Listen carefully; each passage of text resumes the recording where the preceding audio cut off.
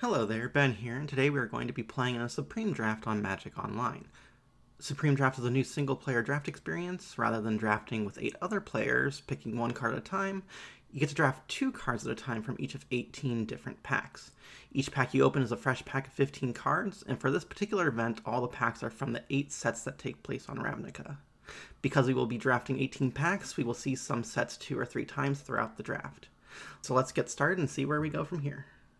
Alright, so since I only get to have 2 cards from this pack, I'm looking at Deadbridge Chant is powerful, but it's a little bit risky since you're milling 10 cards. I like Putrefy a lot. It's a pretty strong removal spell. You can get rid of an artifact or a creature. Sin Collector also is pretty strong. Being able to snipe either an instant or sorcery from your opponent's hand can be very powerful, get rid of their removal. Also, early on, we probably want to take up some fixing, so for sure I'm going to take the Putrefy. And since we are starting off black-green, you know what? Let's see what we can do with this Deadbridge Chant.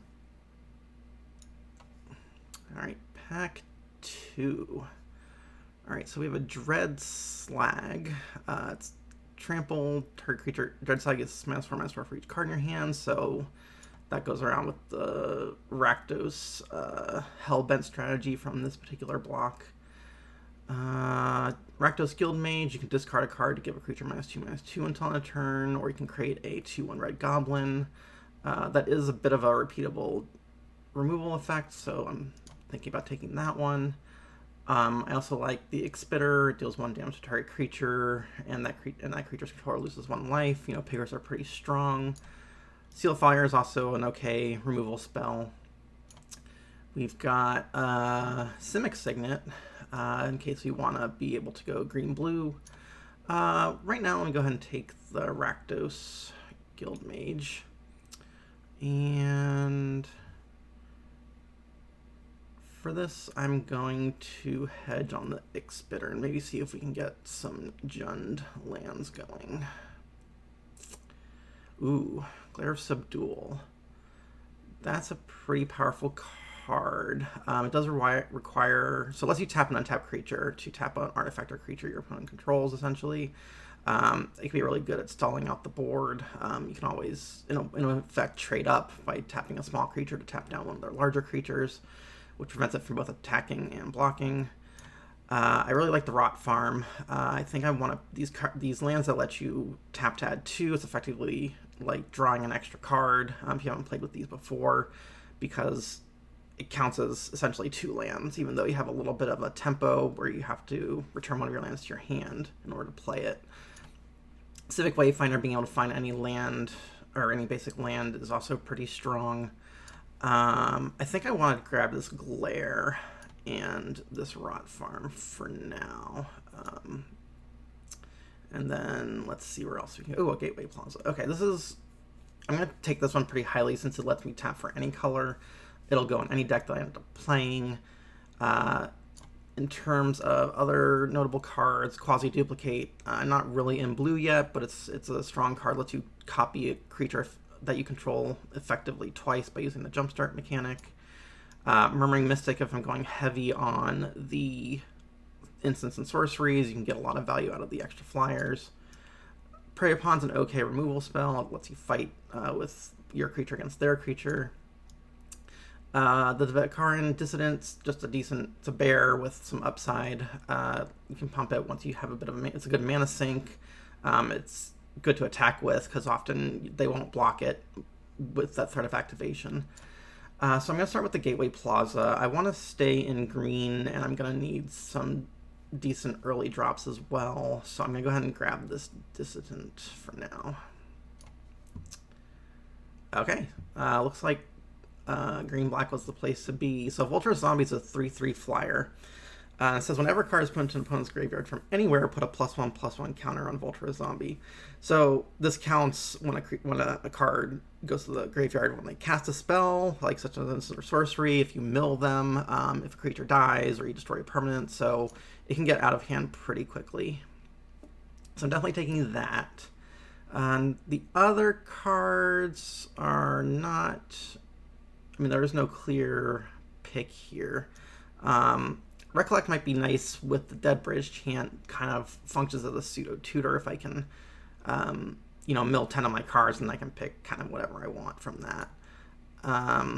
Seeds of Strength is kind of a nice combat trick, lets you pump up, basically spread out +1/+1 amongst any number of target creatures. You could give one creature +2/+2, another creature +1/+1. Rootkin Ally, it's a 3/3 with Convoke, so you can get it out cheaply if you have enough creatures, and then you can pump it by tapping your own creatures.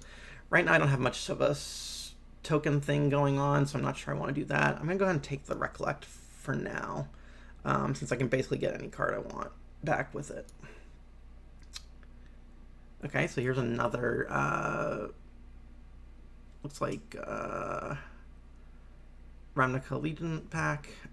So what we're going to do here, so we got Incubation Druid. So it's basically a mana dork that it'll produce 1 mana of any color or land you control could produce. And then if you adapt it later, you can start adding 3 mana of any one color. And then it becomes a 3/5. So I like this card a lot. It's a good for mana fixing, though it does rely on you having at least 1 land of the color that you want.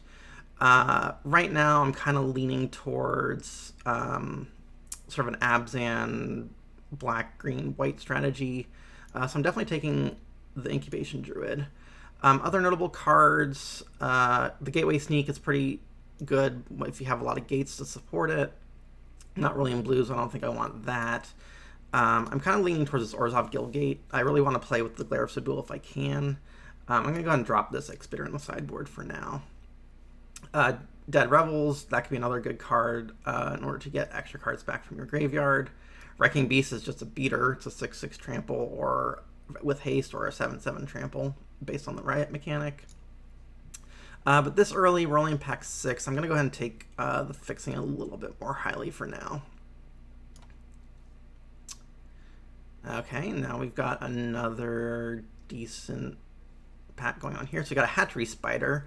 So it's a 7 mana 5/7 reach with Undergrowth. So when you cast a spell, reveal the top X cards of your library, where X is the number of creature cards in your graveyard.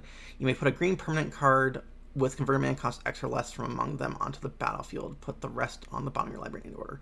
So it can basically be a 2-for-1. I mean, it's a giant body, has reach. It combos nicely with the Dead Bridge Chant if I can get a lot of creatures in my graveyard. Other notable cards, Luminous Bonds is just a great removal spell. Effectively, it's a 3 mana pacifism. Parhelion Patrol, it's a little bit more aggressive than what this deck is currently looking to do, though it is, just a strong 2/3 flyer with Vigilance. Fly of the Equinox, it's another Convoke card. It's 8 mana, but if you get enough creatures, it could be a cheap, a reasonably casted 4/5 flyer. So I'm going to start with the Hatchery Spider for sure.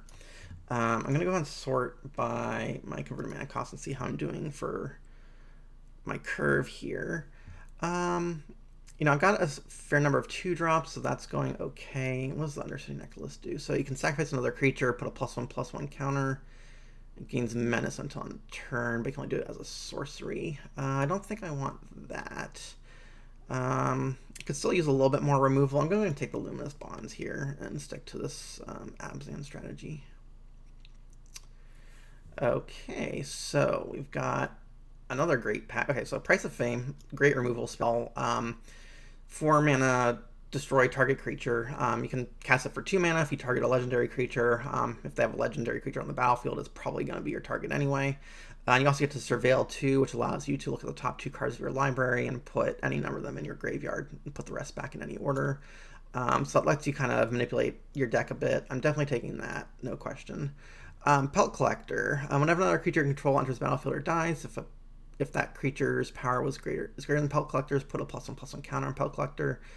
And if it has 3 or more +1/+1 counters on it, it has Trample.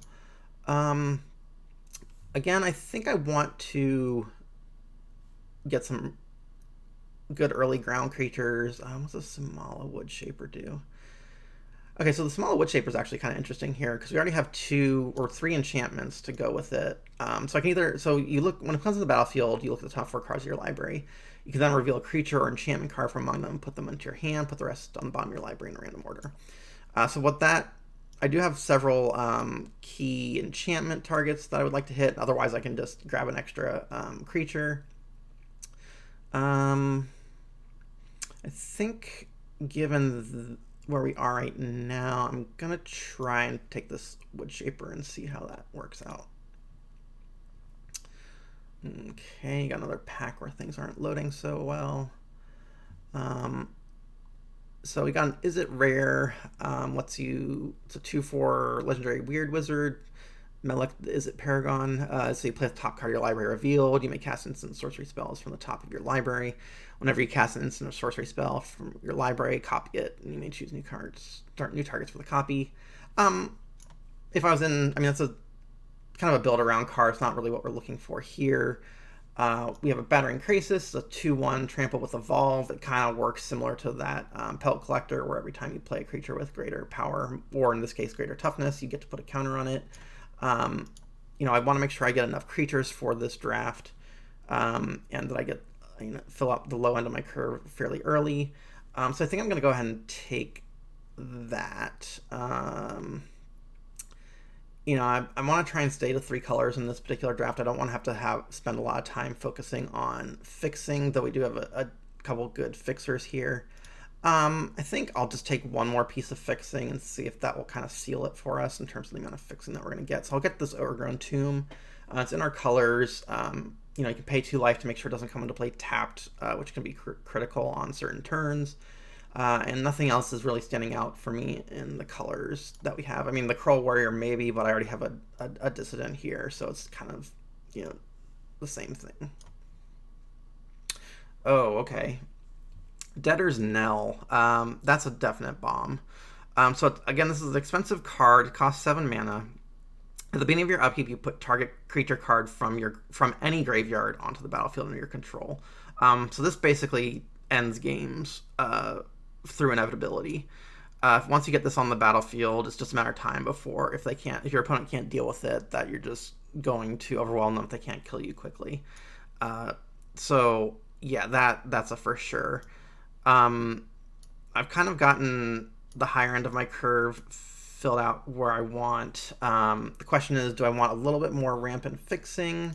Shrieking Grotesque is kind of nice. It's a 2/1 flyer, and if you pay a black when you cast it, you get to make your opponent discard a card.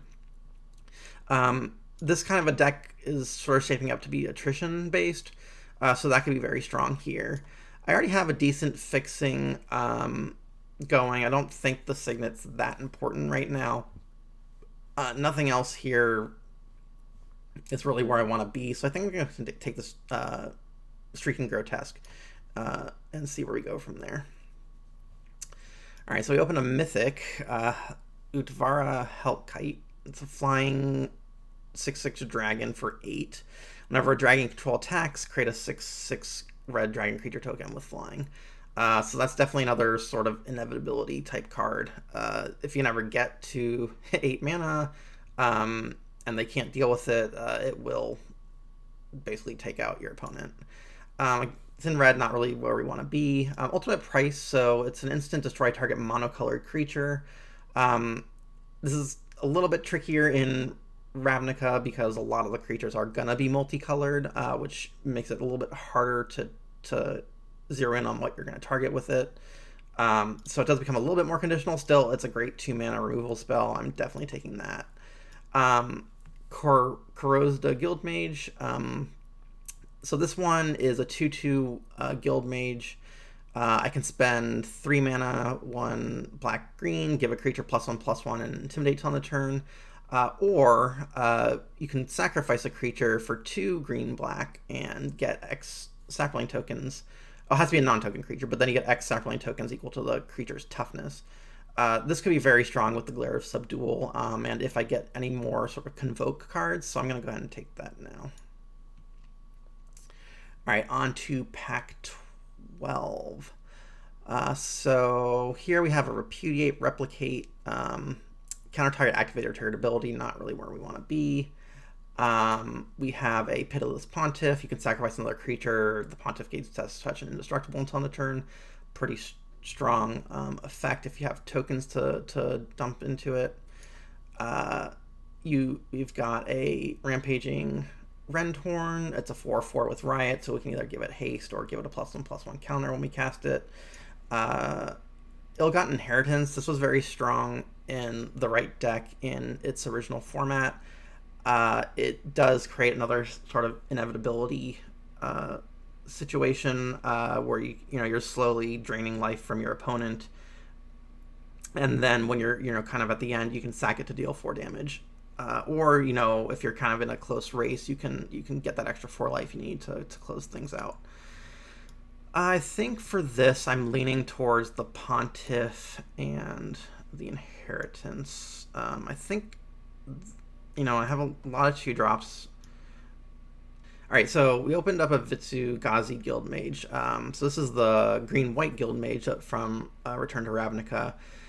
Its abilities are kind of expensive. You can spend 6 mana to get a 3/3 Centaur creature token, or you can spend 2 of a green and white to populate. And so what populate does is allows you to copy any creature token on that you control. I don't have anything that creates large tokens. Right now, the only thing I really have that creates tokens is the Guildmage, is this one, this Corozda Guildmage, rather.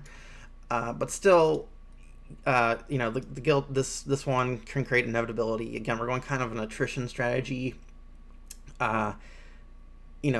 Just sort of outlast our opponent, and we can just dump a lot of mana into this and keep creating centaurs. From there, we have Putrefy. Sundering Growth is kind of redundant. Might be a good sideboard card.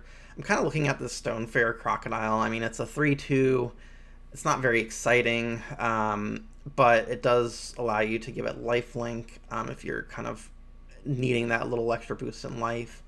Not exciting, but it fits nicely in the curve, and with the Debtor's Knell, with the Deadbridge Chant, with the Spider, I kind of want to start prioritizing creatures. So I'll go ahead and take that. All right, so another Ravnica Legion pack. So we got a Plaza of Harmony. If you control 2 Guild Gates, when it comes to play, you gain 3 life. Otherwise, you can tap for any color Guild Gate you control produces. I've only got 1 Guild Gate so far, so I don't think I want to be there. We got Angelic Exaltation. So whenever a creature you control attacks alone, it gets +X until end of turn, where X is the number of creatures you control. This can create an interesting synergy with the Corozda Guildmage. I get a couple creatures, attack with one of them. At the end of combat, after it's dealt its damage, you can sacrifice it, get a lot more 1/1 creatures. That's kind of, Magical Christmas Land, getting those both at the same time. But again, I'm trying to clog up the board and get some inevitability going. I think I might want to go ahead and take that Exaltation. So we got 4 more packs of this. I'm going to take the Exaltation.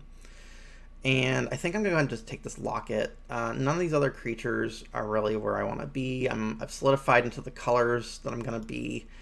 This will help me ramp a little bit. Ooh. And we're back in Guild Pact.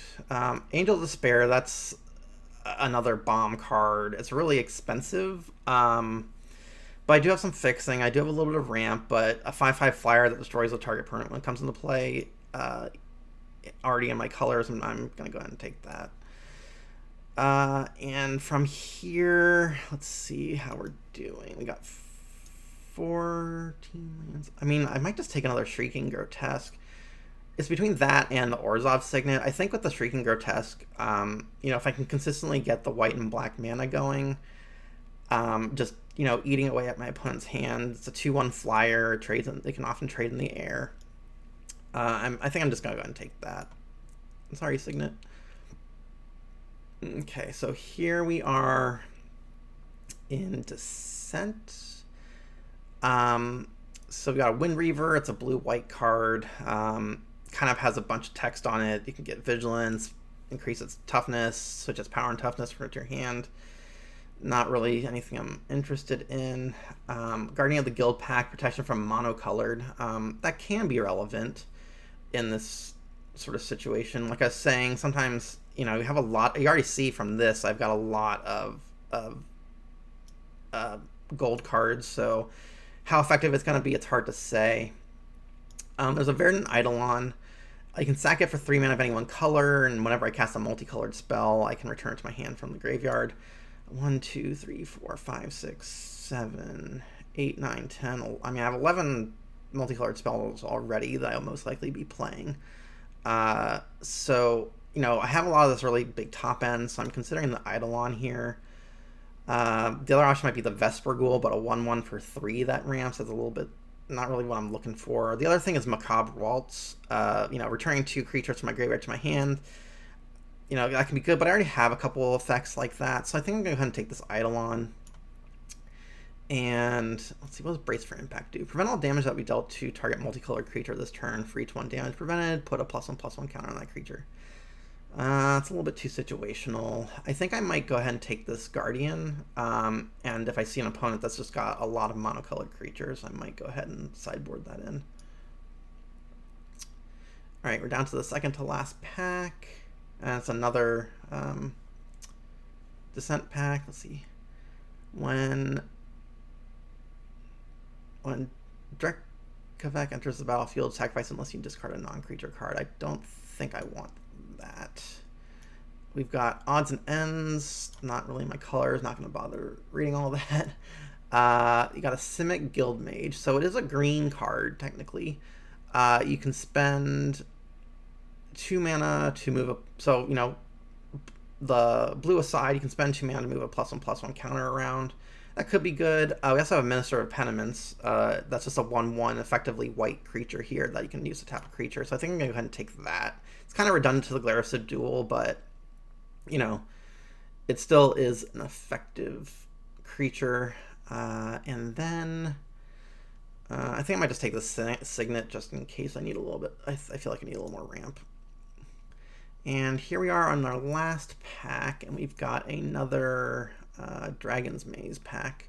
Vorel of the Hullclad, double number of counters on target artifact, creature, or land. Not in my colors. Guildgate, I could solidify. I mean, I have enough playable, so it might be good to just grab one more multicolor land. Tithe is nice. I like this. It's 2/1 with Extort and Lifelink. So, you know, I can, again, if I'm going for that sort of slow drain them out strategy, this could be good. At this point, nothing else is really standing out. I don't want to move into any other colors. So I think for this pack, I'm going to go ahead and grab this Guildgate since I have plenty of playables. And I'll go ahead and grab this Tithe Drinker for a little bit more inevitability. All right, so let's go ahead and move on to deck building. So I'm going to move the lands out here. So let's go ahead and just pull everything out. Well, no, let's leave it here for just a second. Let's sort this by converted mana cost, and we can group creatures separately. And for some reason, okay, here we go. Let's scroll that up a little bit so I can see a little better. Okay, so I have a lot of 2-drops. I don't think I need this Dissident anymore. So I need to get down from 28 to... I'm going to go ahead and go 20 for 17 lands in this build. I think the Recollect I don't really need with the Deadbridge Chant going on. Simic Signet. I'm going to have plenty of other things I'm doing on 2, so I don't think I need that. You know, Verdant Eidolon might be a little bit too Magic Christmas land, but, you know, being able to get this creature back over and over again, I'm still kind of interested in it. I want to keep the Locket. I want at least one piece of ramp in addition to my Incubation Druid. The Rakdos Guildmage, you know, being able to repeatedly discard cards to give creatures -2/-2 can be strong. It is double black effectively in this deck, so this one might not make it. Ideally, you know, I want to shoot for getting one of each color land at minimum. I don't have any really double cost until you get to like the seven mark. So I think I can go ahead and take out this Crocodile. It doesn't really do that much in this deck. I want to keep my creature count high for this Hatchery Spider, for the Deadbridge Chant, for the Debtor's Knell. Glarissa Duel's just a bomb. I don't want to take that out. Ill-Gotten Inheritance might not be where I want to be here. It's just kind of slow and dirtily. I might just go ahead and take... Well, let's go ahead and sort this by color and see where we're at. Okay, so kind of all over the map. We're evenly split, it looks like, between white. Black looks almost like the splashiest of the colors, or the one that I don't need as early. But I have the most black fixing, ironically. Maybe Battering Krasis isn't quite where I want to be either. Maybe I'd rather have the Guildmage over this Krasis, because I just don't see myself playing that many creatures. Well,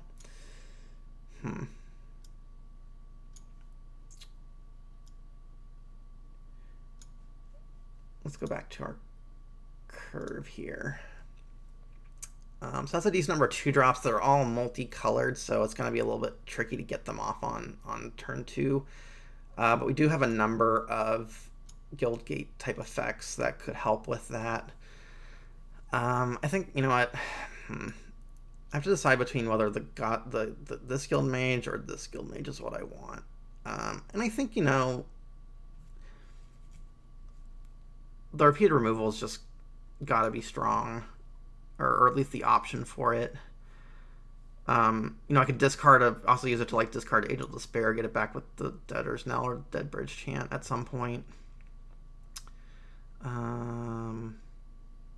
Yeah, I think this looks decent. So I got some small creatures that just will disrupt the opponent early on.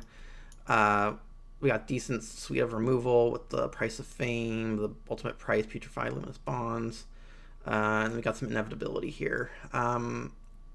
We'll see how the Deadbridge Chant goes. If it ends up being, I'm playing against someone that's like in Dimir and doing a lot of mill, I might take that out just because it's a bit of a risk, or a liability rather. So yeah, so let's go ahead and figure out the mana.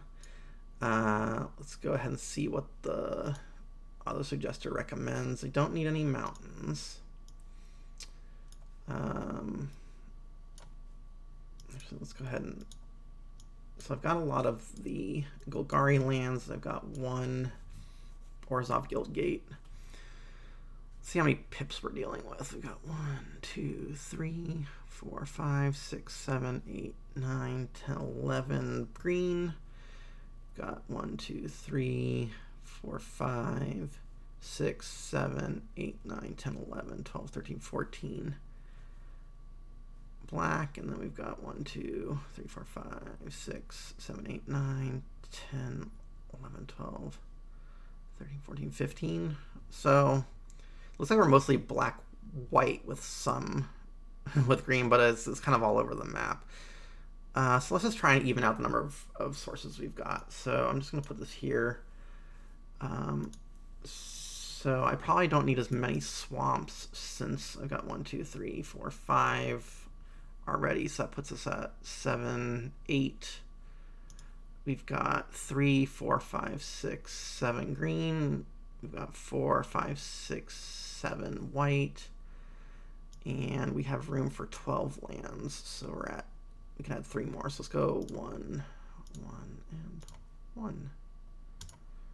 Add those. That puts us at 40, and there's the deck. So I'm going to go ahead and save this, and I will see you for round 1. Alright, so here we are for round 1, and we have won the die roll, so I will definitely choose to play first. So right now, looking at this hand, I think it's fine. I need to draw... Well, I don't actually need to draw one more mana as long as this Incubation Druid survives, because then I can get out my Orzhov Locket. Let's go ahead and keep it and see how this goes.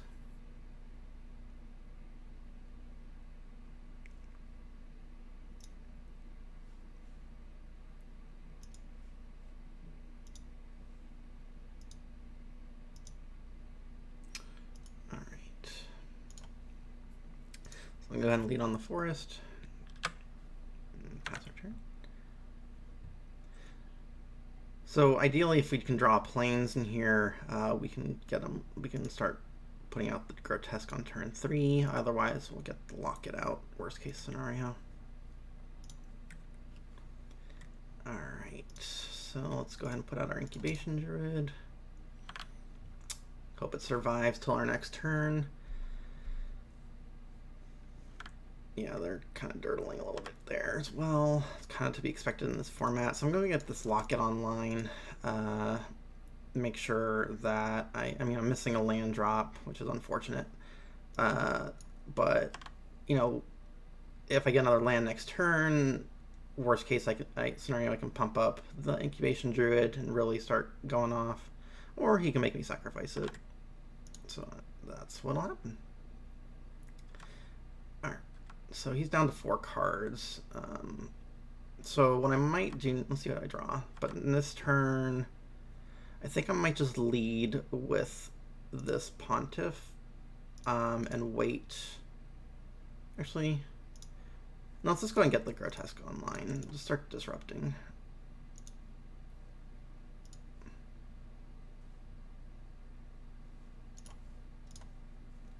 Again, to see what he discards. Just another planes, okay. So if I draw another black source or another white source, we'll be able to, double spell next turn with the Guildmage and the Pontiff. Alright, Skymark Rock. Whenever Skymark Rock attacks, you may return target creature if any player controls with toughness 2 or less. So, yeah, okay, not bad. Don't think he'll want to be returning my Grotesque, but we'll have to see. Alright. So let's go ahead and stick out our Guildmage here. And pass turn. Of course, I'm drawing all my most expensive cards. Oh, we're stuck on land.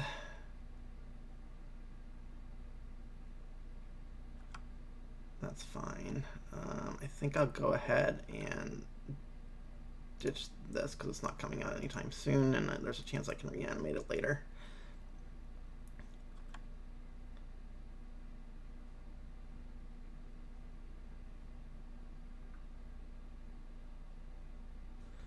I want to try and draw one more land so we can kill that off, because that's going to be a problem.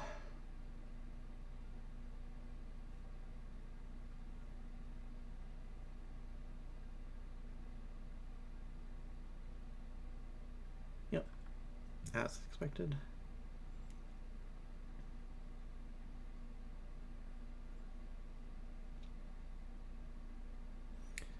Definitely not going to block that. He's down to 1 card in hand, so we're close to.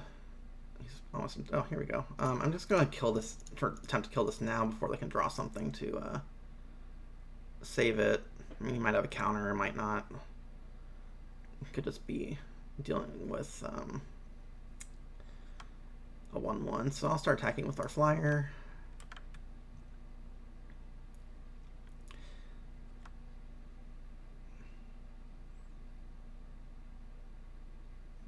Alright, let's see what's going on here. It's a lot of me. Oh. Okay, so all of his creatures basically have Exalted now. That's fine. But he is Hellbent, so everything he's doing is going to be off the top of his library. Let's go ahead and attack.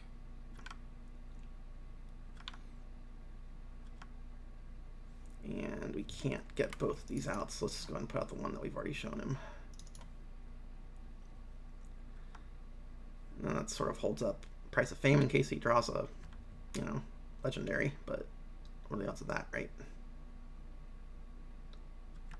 Alright, Minister of Impediments. Yep. Attacking for 2.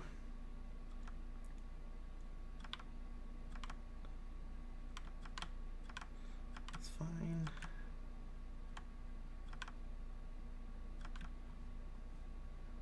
Let's go ahead and play another land. So I think I'm actually gonna probably discard the Pontiff to kill the Minister next turn, after the trigger goes on the stack, so that unless he plays, depending on what he plays. And let's just hold here. So if my opponent plays another creature, obviously it's going to be taking 3 damage. If he just goes to his attack phase, let's see what he decides to attack with. Okay, so I'm just going to go ahead and discard a card now to kill that.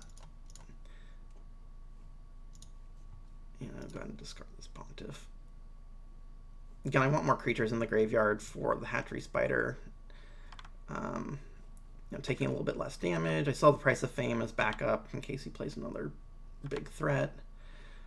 I think I'm currently winning this race. Oh, ultimate price, neat. Let's go ahead and attack for 4. And I think I can just hold. I mean, I've got a couple pieces of removal. I'm not scared of taking 2 damage a turn at this rate. Hopefully, he'll play something pre-combat.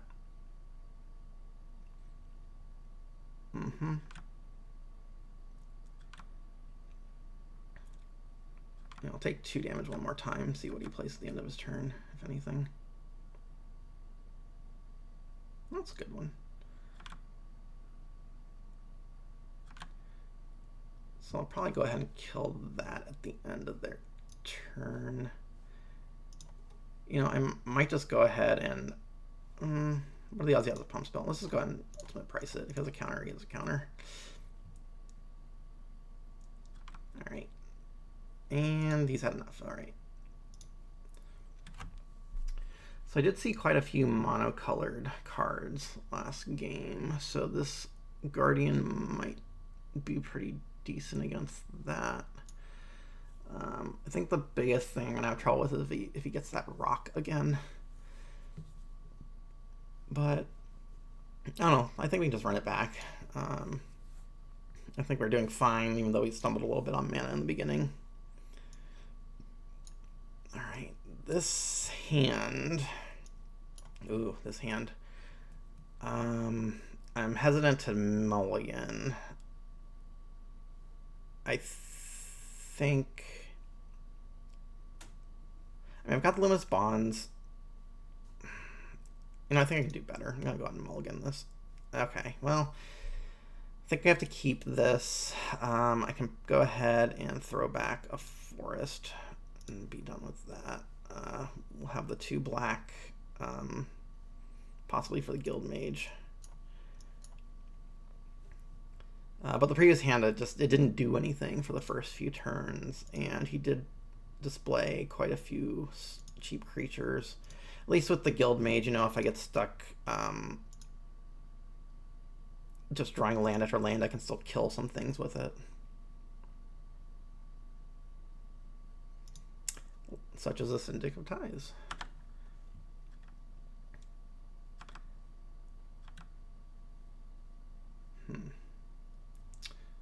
So this, I think I'm going to play the Pontiff. I'm okay trading off the Pontiff for that. I'd rather keep the Rakdos Guild Mage around.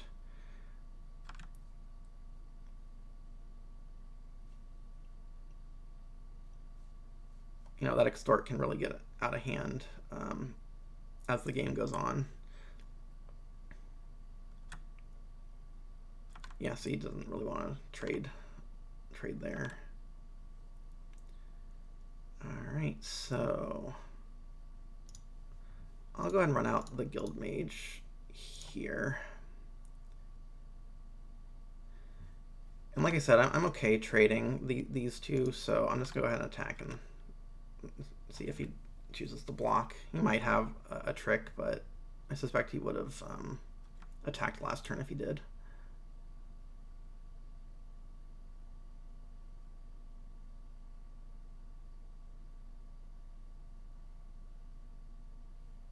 Oh, okay. You know what? I think I'm gonna go ahead and just sack the Guild Mage to make it unblockable or indestructible till end of turn, because that basically will 2-for-1 him.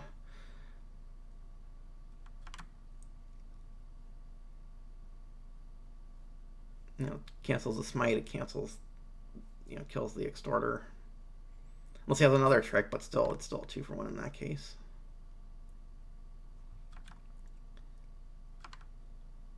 Yeah, I'm not sure if he realized that I could do that.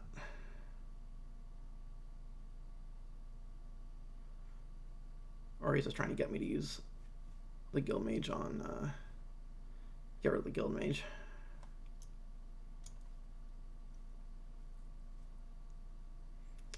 Alright, what you got, OP?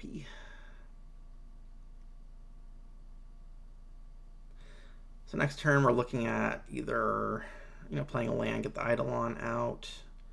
Probably gonna, it's gonna be, once I have an opportunity, I'll play the Rot Farm. Well, I don't need the mana, but right now we're trying to stay on curve.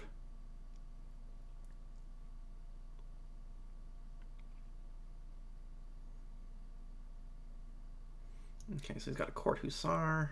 That's a nice one. So he's gonna get to look at the top 3 cards and pick one of them. If he didn't play white, he would have had to sacrifice it.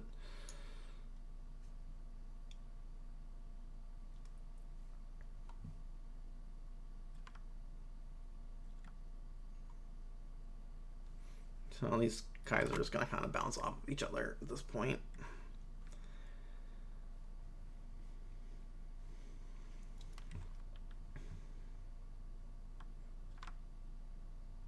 Okay. And more land, of course. Okay. Go ahead and get another green mana down.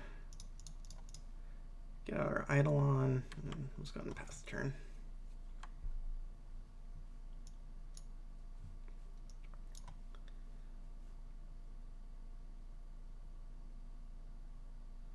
Ooh, okay. That could be a problem. So 2/5 Vigilance unblockable. That's basically a 10-turn clock.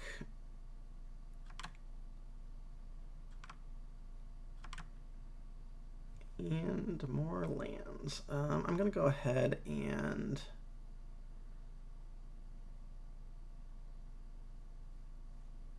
play the Rot Farm now. Bring back this swamp. And I guess we're still passing the turn. Hopefully I can draw one of our expensive spells.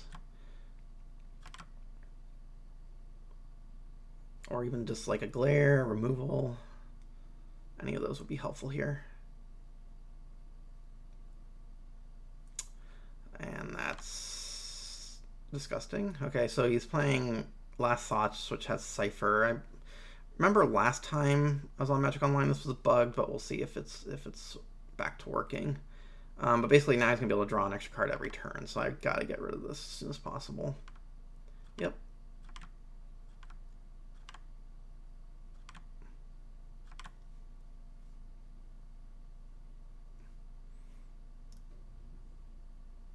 Okay, so it is working now.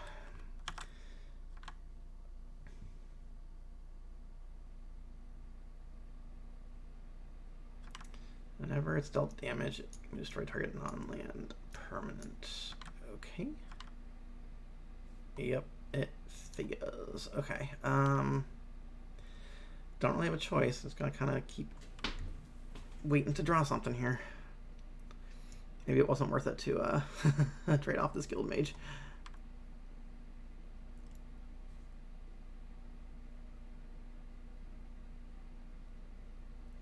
Okay, let's go and do this. I mean, he has 2 choices. He can kill the Pontiff or the Eidolon. And I will for sure sack the Eidolon. I mean, there's a good chance I can get the Eidolon back anyway.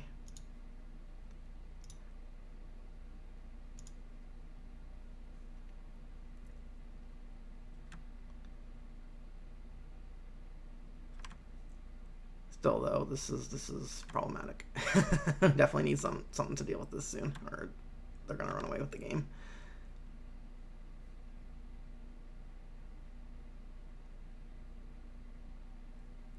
So we got 6 mana right now. Oh, Blade Juggler, great.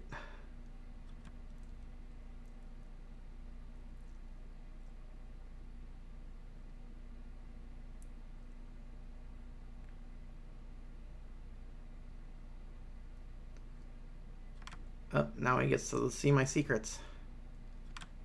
That I have nothing but land.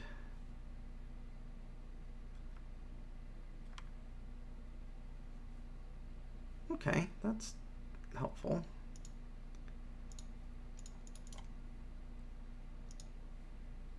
Let's go ahead and get the Vulture Zombie online. And let's bring back our Eidolon. So I don't have enough mana to put it back out, but that's okay. So at least I got a flyer out. I don't know if I can really race them, but it is what it is. By now, I'd suspect they have some sort of removal for this because of... oh, ouch. Okay, this is going to be a quick game. Yep. So that's 6 damage. Alright. Yeah. If I can't kill this next turn, I think that's going to be the end of the game.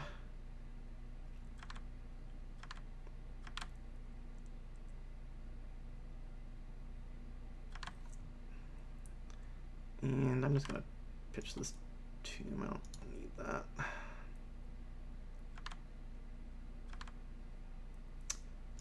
Nope. Go ahead and drop out the Eidolon. I don't think I can. Well, if I don't attack, then what am I doing?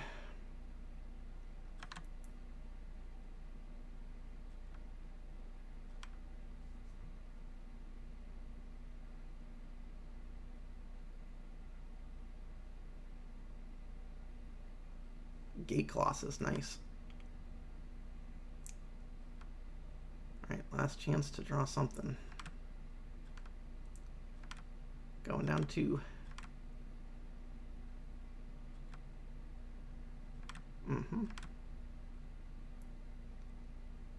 Yeah, that's just a sick combination without having any way of dealing with it.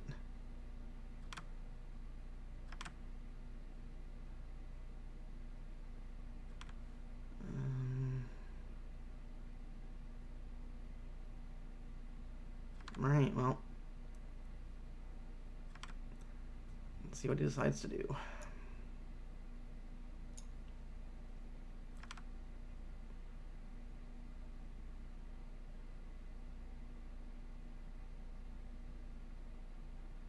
Okay, so I'm gonna have to kill this, and I'm gonna have to lose my zombie blocking that, because I don't have a choice here.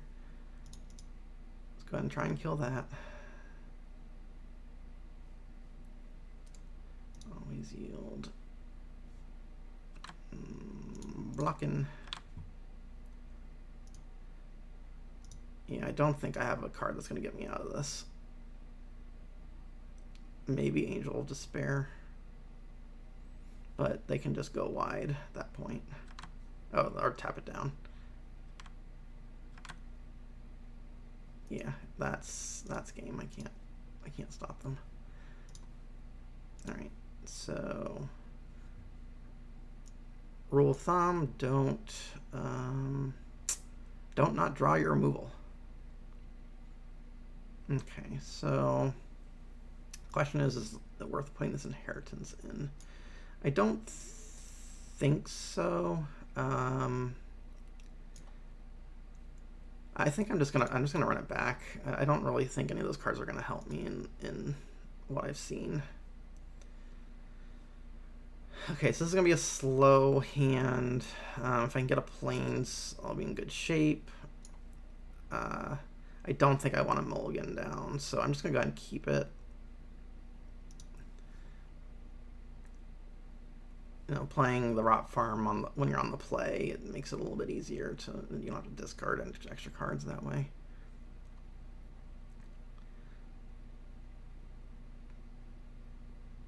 Guess he's considering whether he's gonna keep his hand or not. No, he went ahead and mulled. Okay, so he's down to 6. Let's see where this goes. And sometimes you just can't do anything about it when you keep drawing land.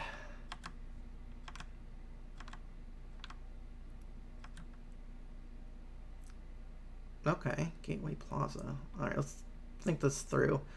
If I play the Plaza, then Rot Farm. So there's no real... I think I'm going to go ahead and play the Rot Farm now.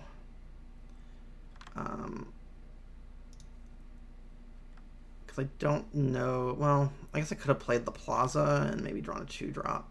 That might have been a mistake.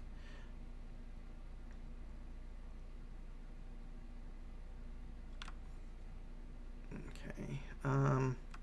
I don't think I'm casting this Spider anytime soon, so I'm just going to go ahead and ditch it. Sorry, Spider. I'll see you back when the Debtor's Knell comes around. Okay. So here I'm going to go ahead and play the Plaza.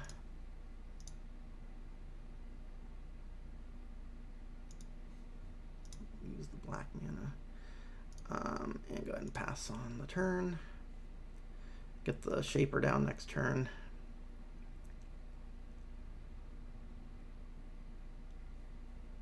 Possibly Luminous Bonds if something really scary comes, but I'm not too worried about what they can play with 3 mana.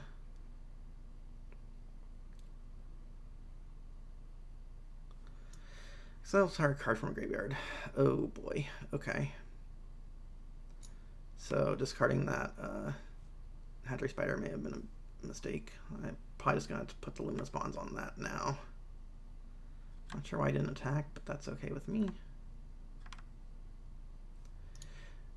Yeah, I don't really want to be taking... Well... Yeah.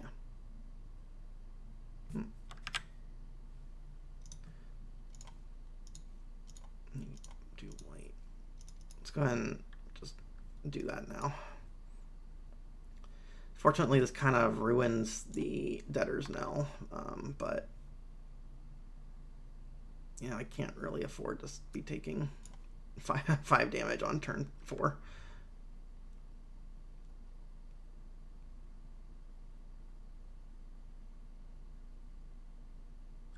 Okay, well, it's going to put on his Burglar Rats, so it's not that scary.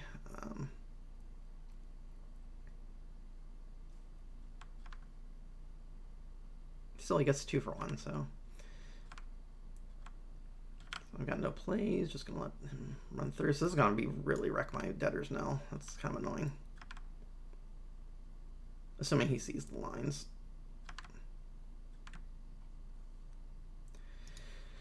Alright, so the question here is, do I want to do the Incubation Druid and the Pontiff or the Zombie? I think I want to do the Pontiff and the Incubation Druid in case he has some sort of removal. That way I can still deal with the rat. Do black and white, get out the Pontiff. Because I definitely want to be blocking this rat if possible. Then next turn we can go ahead and put down the Zombie and start trying to attack.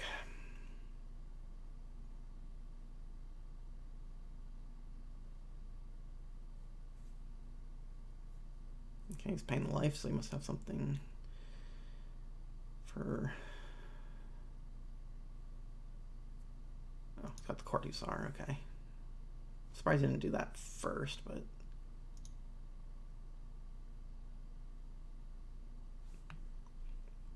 Maybe he wanted to save the extra black.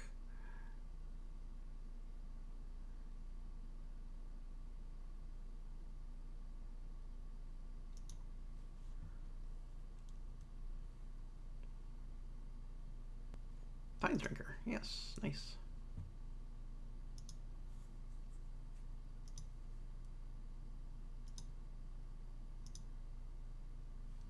Okay, so I got a plains. 1, 2, 3, 4, 5, 6. So I got 6, 7. I mean, I could play the Null, but it's not going to do me any good because of this guy. So I think what I'm going to do is... So if I level this up, I can put out the Shaper, but I will be tapped out. I think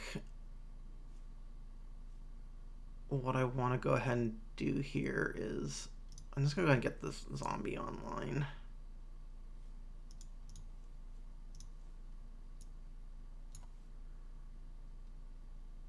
Oh, actually, no, I'm going to get the wood shaper down.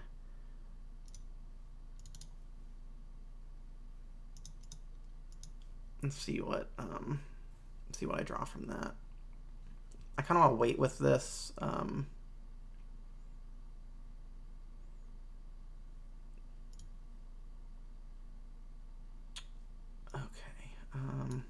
Yeah, I think I need. Let's see. Let's just. Yeah, I think I'm taking this Angel of Despair. I should be able to cast it next turn, assuming they don't get rid of my Incubation Druid. And that they can't make me discard it somehow.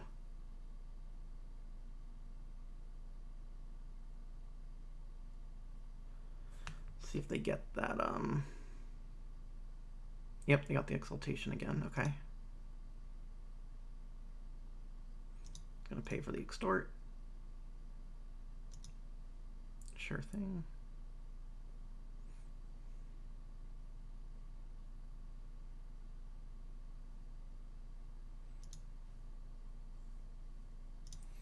Okay, maybe I'll block with the Pontiff. And give it Death Touch. Sack this. The Wood Shaver. Get that out of the way. Alright.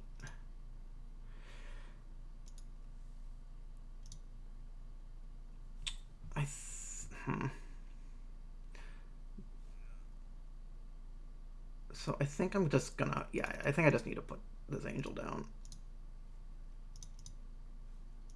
I think that's the correct play here, and just, I should get rid of this, and, well, so if I get rid of the Doppelganger, it'll be probably a weird play in their mind, but it does allow me to get the Debtor's Knell online. However, I think I just need to get rid of this. You know, with any luck, I'll be able to, I mean, I've got the Glare. I don't really need the Knell. I'd rather just get rid of this thing that lets them gain lots of life and or, you know, just deal tons of damage to me. Makes it really hard to block. They still have plenty of creatures. I can start attacking for 5 in the air, so that's nice. So let's go ahead and do that. Don't see anything on board that they can do about it.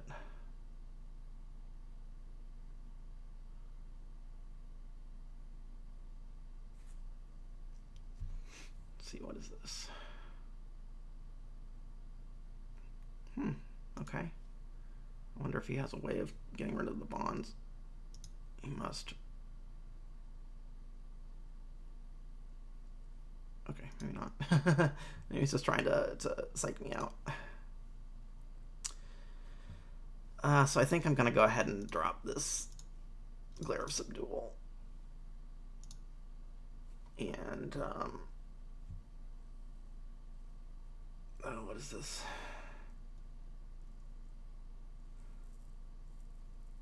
Oh, I see. Okay. I think the Pontiff has done its job. So, sacrifice a creature, not sacrificing my Angel. So we'll get that down, then we'll get down this Guild Mage, and it's OP's go.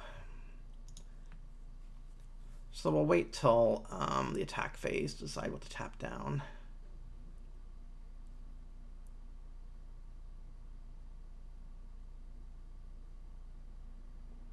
Okay, so that's only instants and sorceries. Still gets to use the Extort. But I think we're in a pretty good spot. You know, Deck's doing what it's supposed to do, just attritioning them out. Last game was a bit of a fluke since we drew nothing but land. Save a couple of other cards. It's probably reading what does Debtor's Knell do. Wondering why I haven't cast it yet, but with the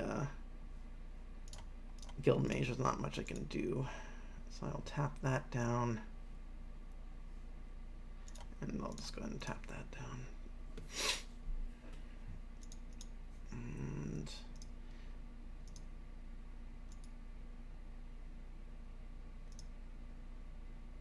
okay, now I feel like we're in a pretty good spot. So next turn, so I'm just gonna go ahead and continue to attack with this flyer.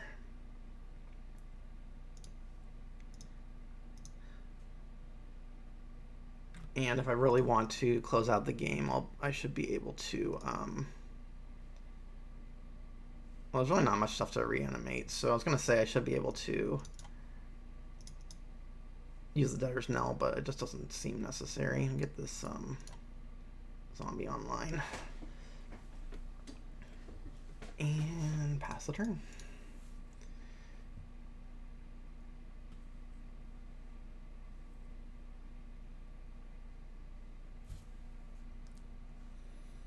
Go ahead and tap.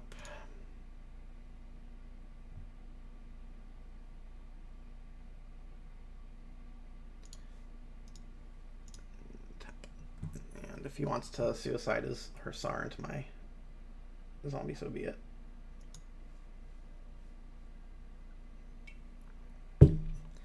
Just in case he plays something. Okay. I was gonna say in case he plays something that could block my flyers, I want to make sure I just leave that up.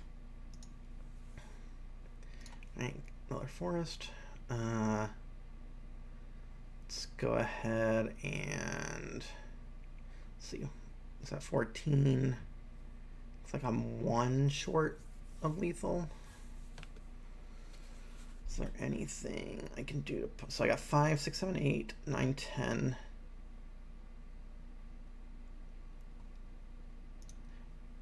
Let's go and adapt this. 2, 3.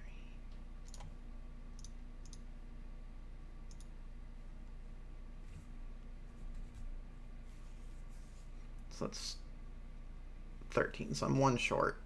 I don't have the mana to kill anything with the Price of Fame. So I'm just going to attack with the flyers and assume that we will kill them next turn. Unless something goes horribly, horribly wrong. They could have a board wipe. They could have some sort of instant Hussar Patrol, not a big deal. Paying the 1.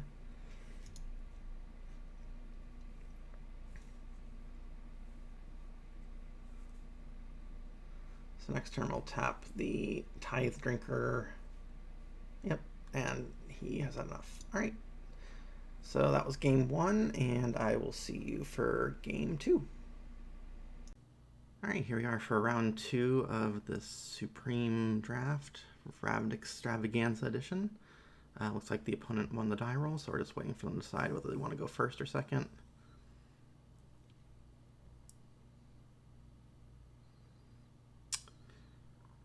All right, let's see what we got here. Looks like they're on the play. So I think we go ahead and keep this hand. Being on the draw, we have a couple turns to draw either another swamp or at least 1 land for this Minister of Impediments. We already have a pretty strong Glare of Subdual in hand, and at least 1 piece of removal if we can draw a Black Source.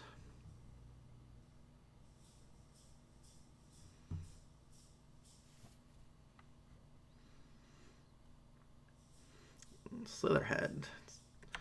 1/1 with Scavenge. Alright.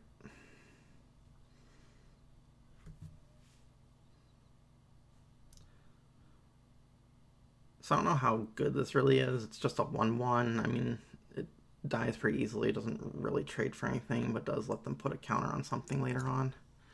But we'll see how it plays out. Alright. Forest go.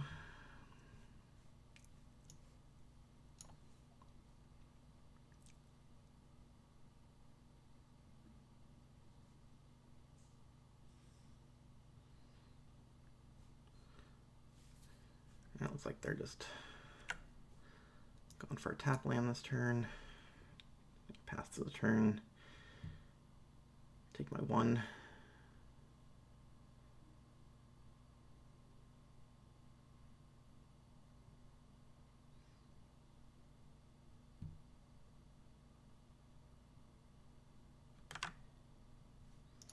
Alright, so at least we can play the Minister next turn. Shame that we didn't draw a swamp there, but that's okay.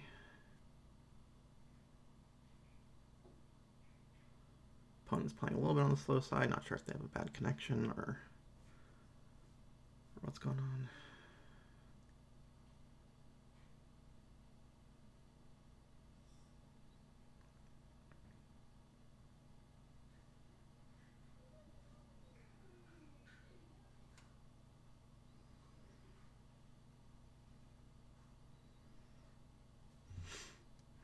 Okay. That's a little bit of a wrinkle, but, you know, I can trade that for Minister Impediments if need to. I guess the other option is to wait, depending on whether I draw a land or not. I could wait one more turn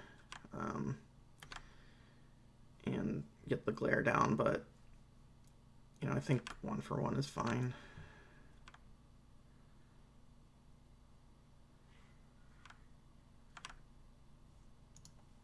So let's go ahead and drop the Minister down, see if they have any sort of combat tricks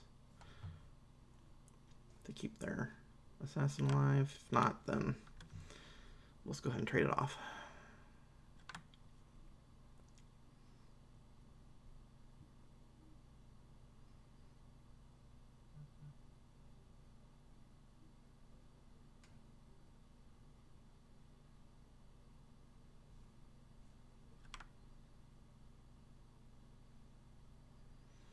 Alright, so I have to block the assassin.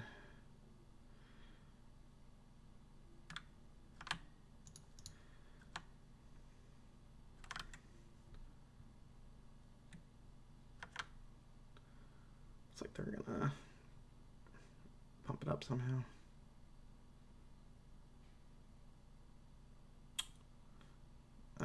Not sure why they did that after I blocked, but that's okay. We'll take it.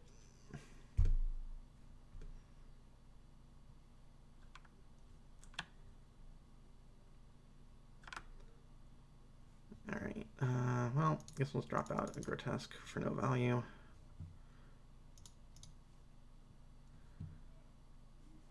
Still see if we can try and, if that's like their best play was a Devour Flesh, then I'm still happy trading off this Grotesque for the 1/1. Again, this is a late game deck, so just want to preserve life total. I'm fine doing 1 for 1s for a little bit, because eventually, you know, if we can survive long enough, we'll get the Debtor's Knell out.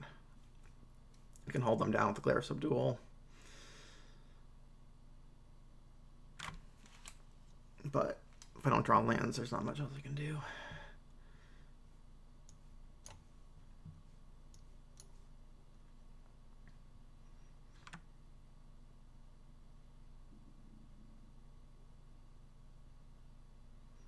If they just attack with a Slitherhead, I'll just let it through.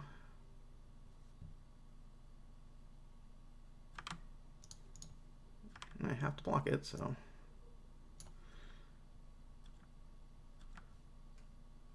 Opponents had some very interesting attacks here. It looks like they're stuck on 3 lands too. It's kind of going to be a race to whoever gets their 4th land first. Yeah, I mean, I can't really afford to wait. Go ahead and get this Grotesque out again. You know, once I draw land, I want to be casting as much as possible. It sucks not to get the discard out of it, because we know we'd hit at least one good card, but, or at least one non-land card, but you know, all they're threatening is with a 1/1, so may as well start flying through the air, do a couple damage.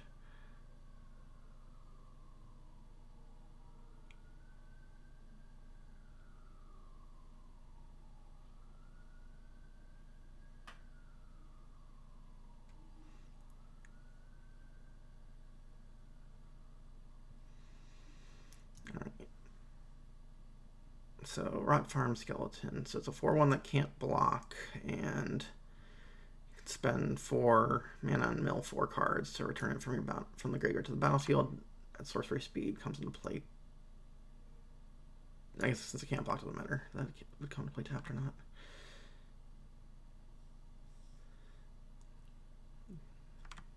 Not really sure why they're not attacking with the Slitherhead, but I'll take it.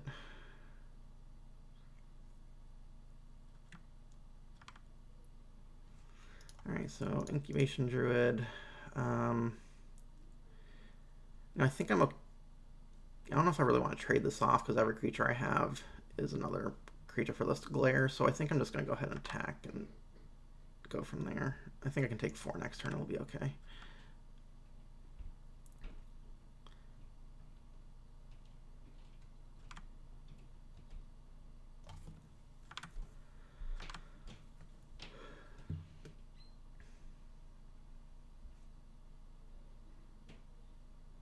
If I can level up the Druid, I can get this Debtor's Knell online pretty quickly as well, if it survives.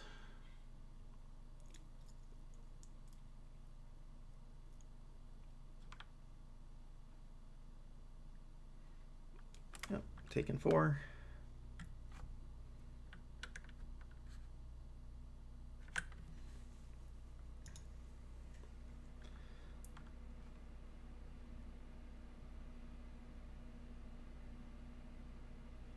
So next turn, I think I'm going to play Glare of Subdual, and then start tapping down the Rot Farm Skeleton.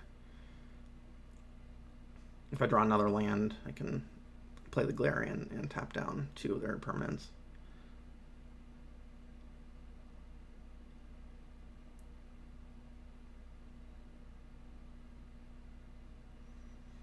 Of course, they hit their lands first, so... Alright, so we got an extra land, so I'm going to go ahead and put out the Glare of Subdual. I think I'm okay trading 2 for 1 if they decide to attack with the 1/1 next turn, so I'll just go ahead and keep putting in a couple damage. And then I can use the Glare of Subdual to top down the Rot Farm Skeleton next turn.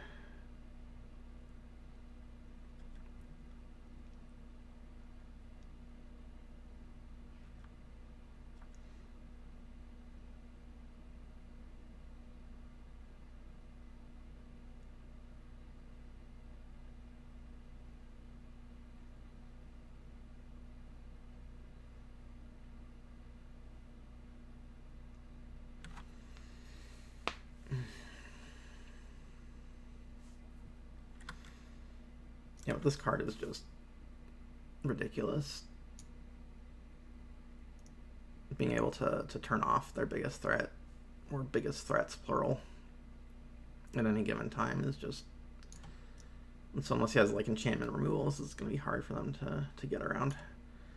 I mean, I can kill all my creatures. So, okay, so he's destroying the Incubation Druid. Go ahead and tap down the Skeleton response.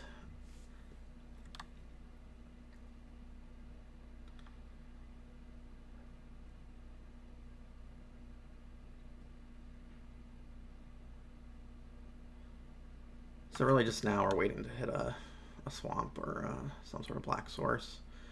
Going for the long game, I think I'm just going to keep tapping down the Skeleton for as long as possible. See if I can get Debtor's Knell online, or at least get some other creatures out.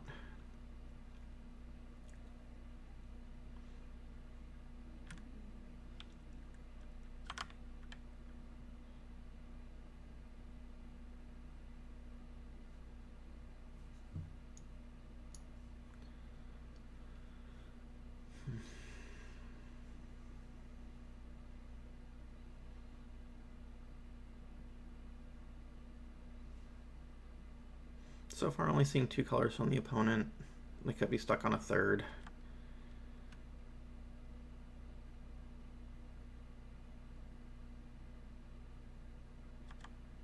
I think we have 8 or 9 black sources, so hopefully one of those will come up soon. Alright. Or we can draw another card that takes black mana. So yeah, I'm gonna just hold back and keep tapping on the skeleton for next few turns if I can.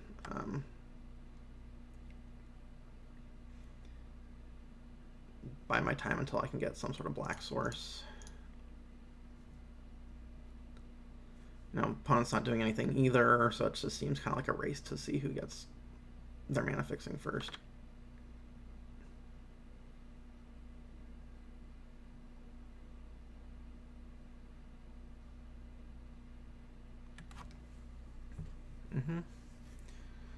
Attacking with the Flizzerhead again.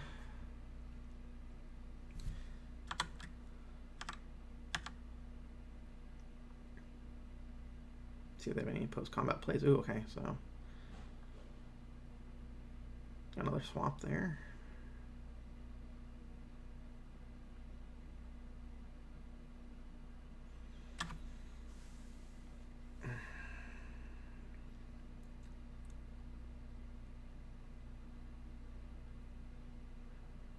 Yeah, opponent's playing kind of slow. He's already used up 10 minutes of his clock compared to our 3.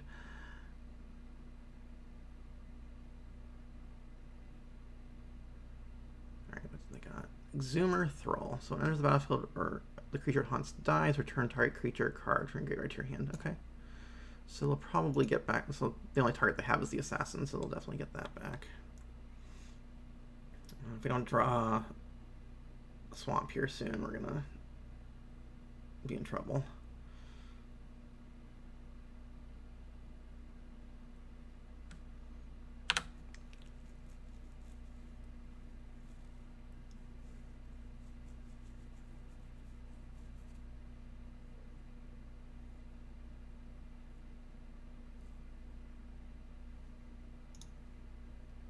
Okay, well, it's a tapped land, so... But at least now we can start doing some other stuff. Again, I'm going to keep topping down this skeleton for the time being. For at least as long as I can start. Once I get... If I can draw another black source, I can start dumping all these little 2/2s. Create more ways of tapping down their creatures.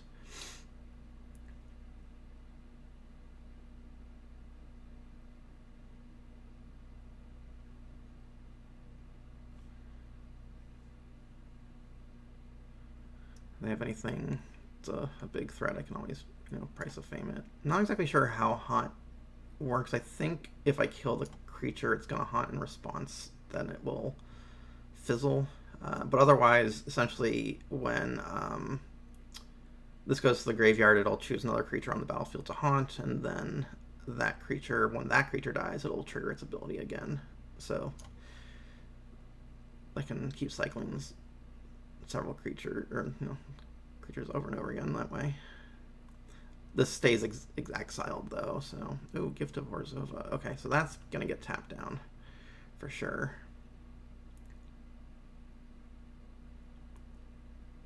Yep. Gonna wait till start of combat before I tap it. Just make sure they don't have anything with haste or other craziness that I need to stop.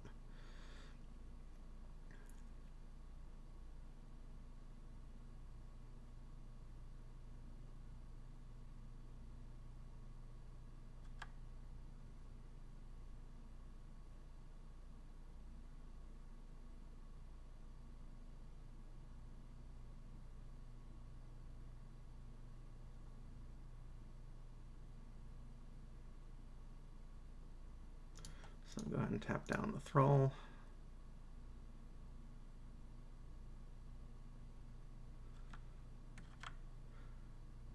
Take another 5, go down to 7.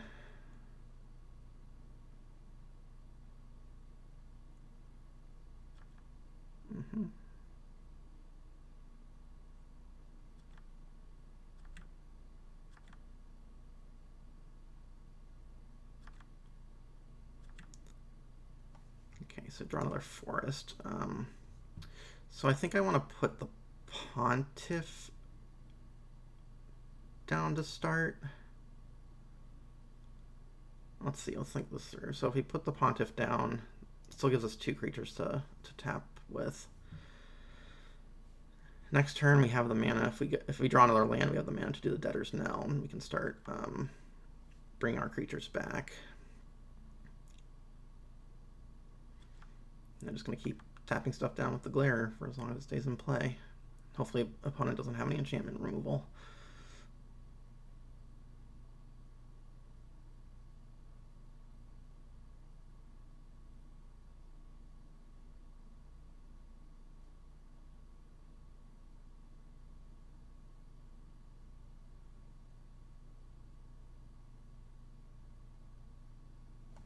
Nightveil Spectre. So when Nightveil Spectre deals combat damage to a player exile, that player exiles the top card of the library. You may play lands and cast spells among cards exiled in Nightveil Spectre. So as long as it stays on the battlefield, we'll get to be able to do that.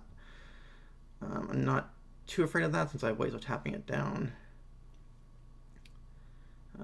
Here comes the Assassins, my guess.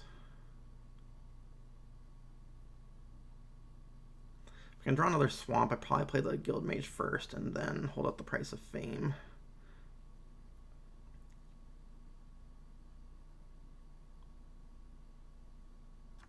Okay. Going to combat. Looks like he overtapped.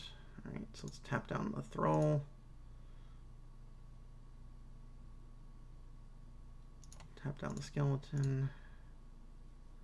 Take one from the Slitherhead.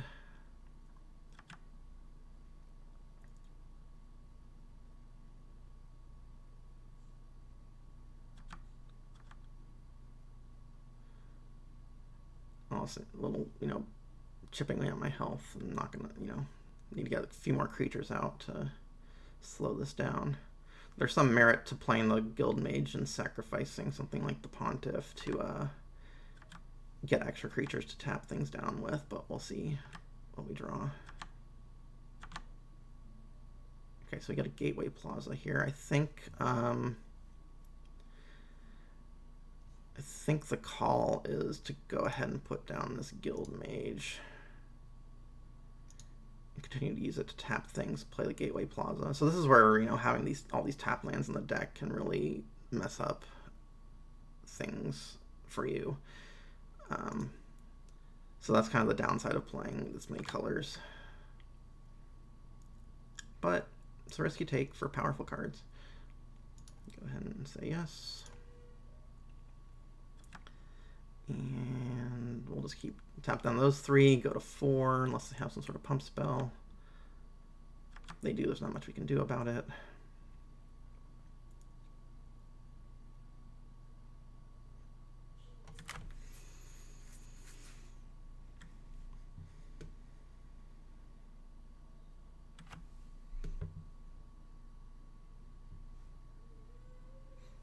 Definitely don't want them to connect with the Nightveil Spectre. So it does look like they're just Golgari here. Just limits sort of what they can do to us. Let's go ahead and tap down this guy. Tap down Skeleton. Tap down the Spectre. Take 2.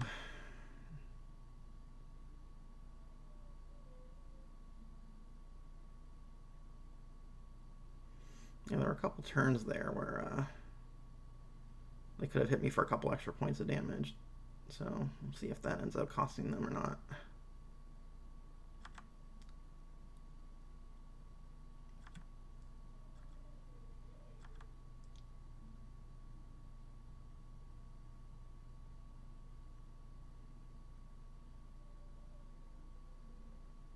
Alright, good, no more creatures. Alright, so we got another swamp. So 1, 2, 3, 4, 5, 6, 7. So we have 8 mana. So what I could do here is put out this Rakdos Guildmage, tap down their creatures here, and then see if they notice that I can create the Goblin to block the 1/1 using this Gateway Plaza. If not, what I might consider doing is, well, I guess the other option is to get the Deadbridge Chant online. I think I may actually do that to be a little bit more mana efficient.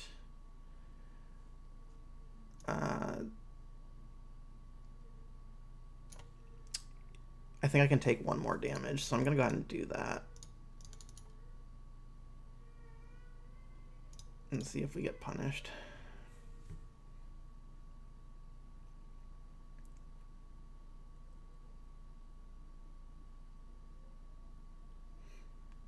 So go ahead and build 10 cards, and I'll start getting random cards back every turn. I'm gonna need this advantage to claw my way back out of here.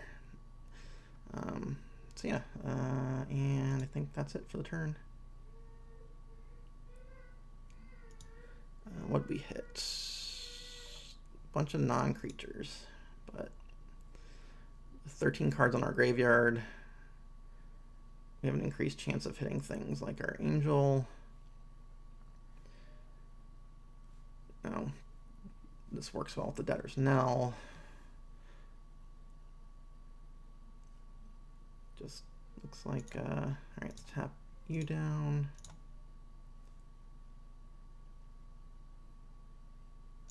Let's tap you down. Tap you down. Let's go ahead and tap down the Death Toucher. At least that way it's not available for blocks if they decide not to attack for some reason.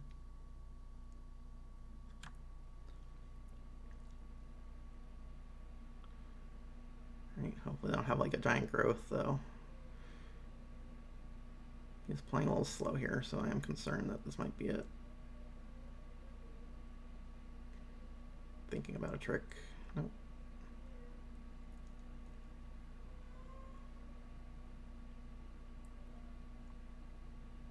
Oh, we also got a Tithe Drinker there, that could help.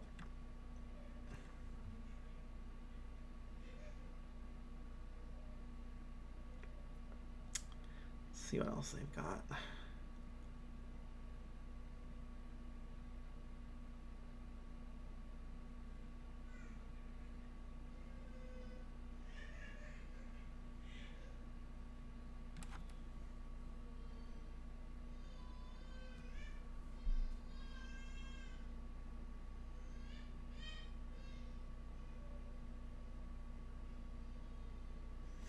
Okay, so you may put 2+1/+1 counters on a creature you control, then all. Oh, great. Okay, well, it's pretty strong.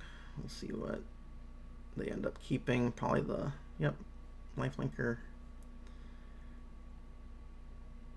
So what I'll probably do is if he doesn't play another creature, I'll go ahead and Price of Fame it while there's nothing on the battlefield for him to attach it to.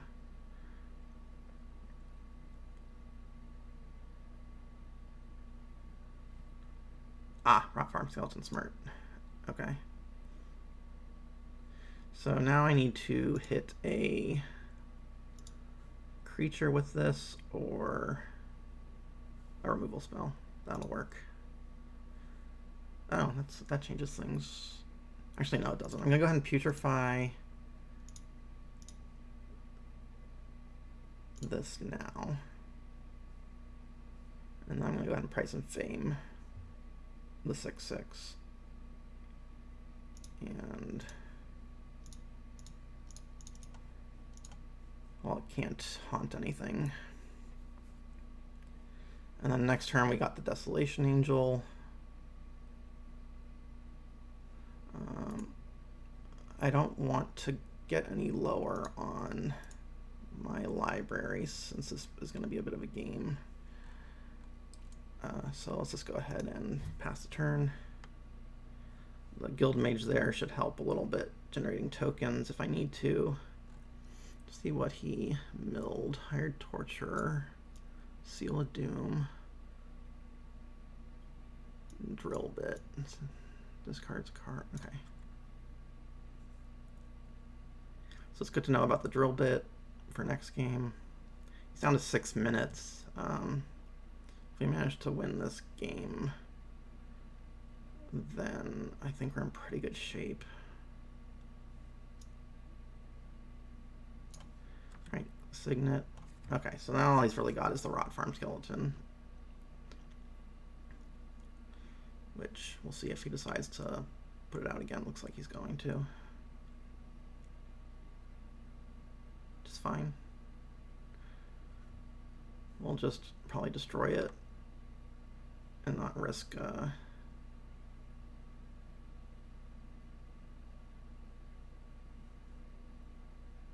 Or actually, no, we can probably just go ahead and tap it on his upkeep. So let's stop on my opponent's turn. So we know we're drawing the Guild Mage. For sure, plus whatever we get off of the Dead Bridge chant. Which is Putrefy again, that's funny. So we'll draw... let's see, how much land do we have here? 1, 2, 3, 4, 5, 6, 7, 8. I think what I'm going to do is go ahead and put out this Guild Mage and start making tokens. What I don't want to have is a situation where I play out the Angel and they play some sort of enchantment or artifact that I can't, well, enchantment that I can't deal with. So we'll go ahead and tap this down on his upkeep. That way if he draws something, give it hexproof or something weird like that, then we don't have to worry about it. So I'm going to tap it now. Then we can always create one of these centaurs to keep tapping things down. If he plays something with haste or something like that. I know there's like a couple green-black creatures that have haste in this block, or in these various sets. Which could be enough, but we'll see.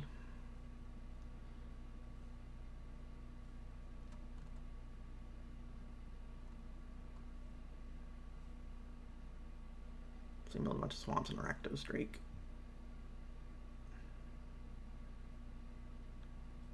Okay, I guess he's... Oh, that's interesting. Why would you do it to my creature? That's curious. Is that a misclick?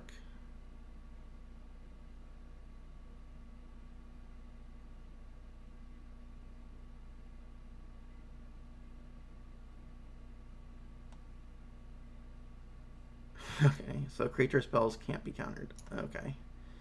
Sure. Let's go ahead and just...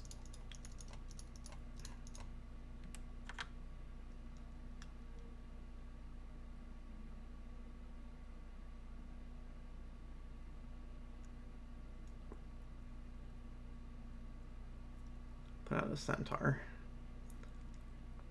He must have been hurting for playables if he's playing with that.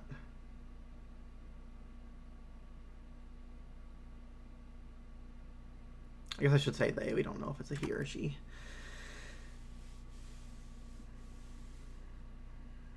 Alright, let's go ahead and see what we get back this time. Okay, so we get the Exaltation. I think I will go ahead and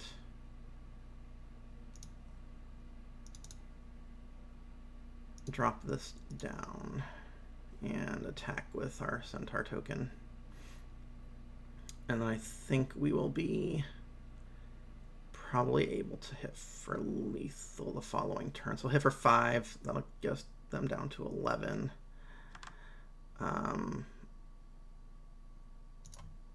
And then the following turn, we'll be able to make 2 more centaurs. Or the next turn, we'll be able to make 2 centaurs. No, I guess it's not quite lethal.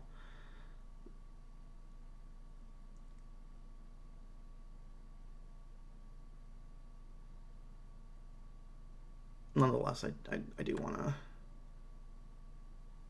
make sure I have stuff to tap his creatures down with.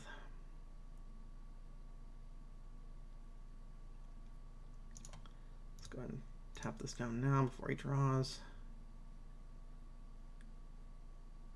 Gonna hold on to the Putrefy just in case.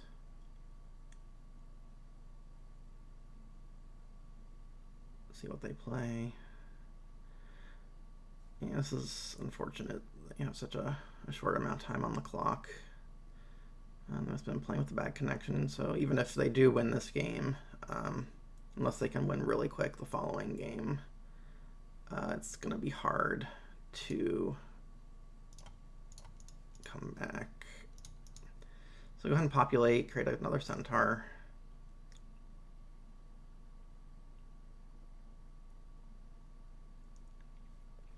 Lose the Guild Mage, that's fine. See if they've been what they've been, if anything.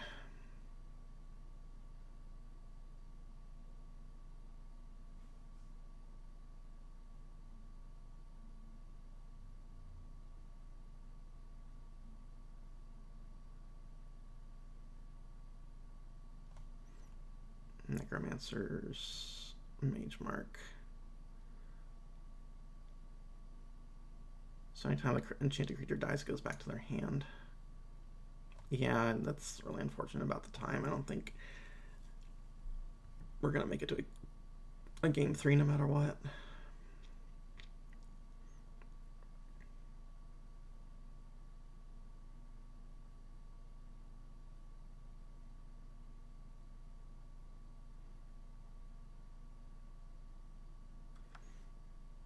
Okay, so we have 8 cards left in our library. I think the next one... Not sure what the next one is. I don't know why he did the slither. He must have misclicked with the Slitherhead earlier. Go ahead and auto yield to that. Okay, so we get a Guild Gate back. So for this, I'll do more. Well, I don't want to. I still want to have a creature to tap that down. So I'm going to go ahead and see 1, 2, 3, 4, 5, 6, 7, 8, 9, 10. So I'm going to play this. I'm going to go ahead and play Angel of Despair. Black and green. Oh, this is all creature spells can't be countered. That's funny. Let's just go ahead and kill the Rot Farm, I guess.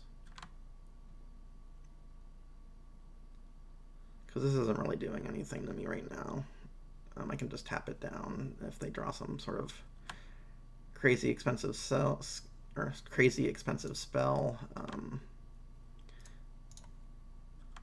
I don't want them to be able to do that. So hold up Putrefy, tap this down on his upkeep, and then swing for lethal next turn.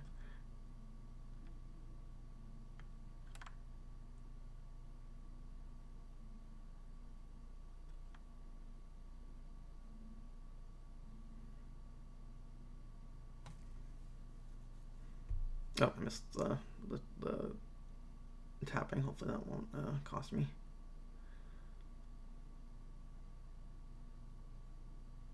Verdant Eidolon. Okay. Let's go ahead and tap that down.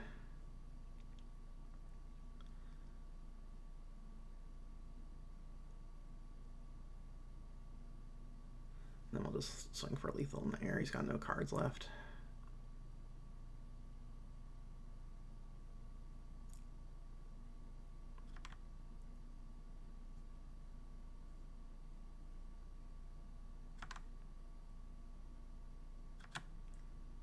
Let's tap this down the other turn.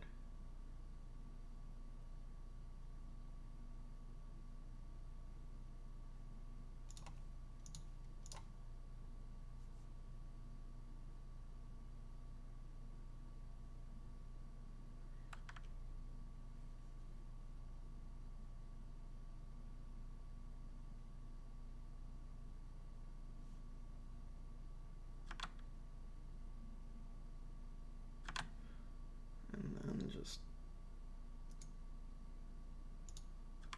attack with everything.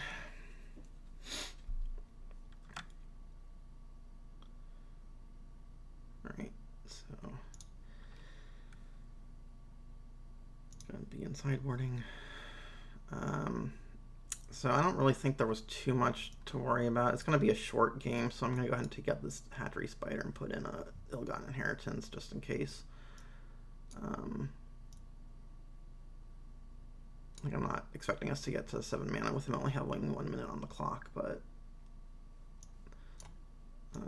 we'll see how this goes. I'm just going to put some cheap creatures in so I don't get rolled over.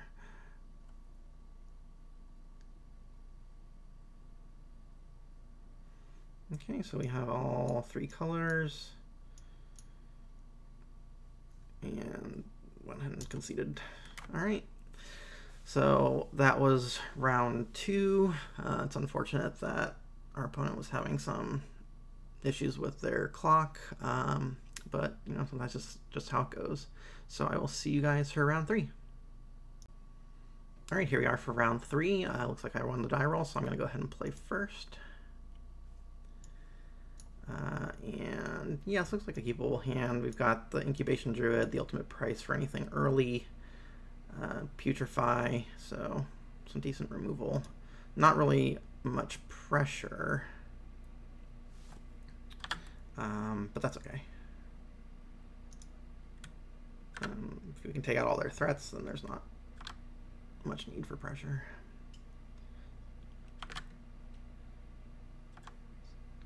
Okay, so we drew a plane, so now we're good to go with all three of our colors.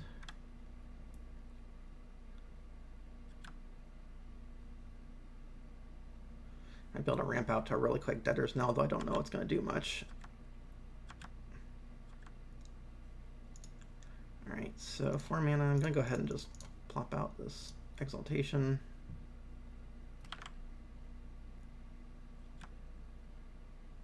Next turn, if we can draw land, I can get another, I can just, you know, adapt this to a 3/5. Okay, so islands look like they're playing the Sultai colors, blue, green, black.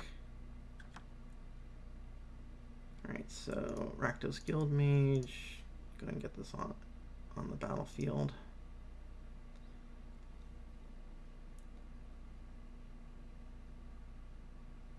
Not too worried about the 2/2 right now. Next turn I can start attacking with this as a 4/4, depending on what they play.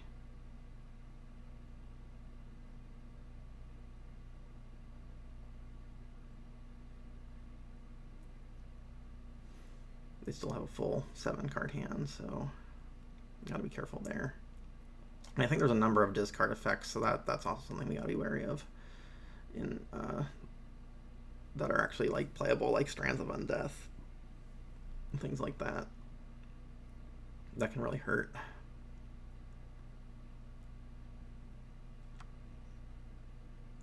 Yeah, I'm not gonna trade that.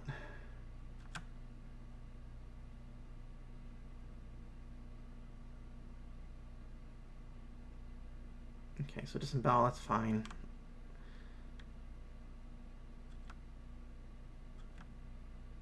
Okay, so Orzhov Locket.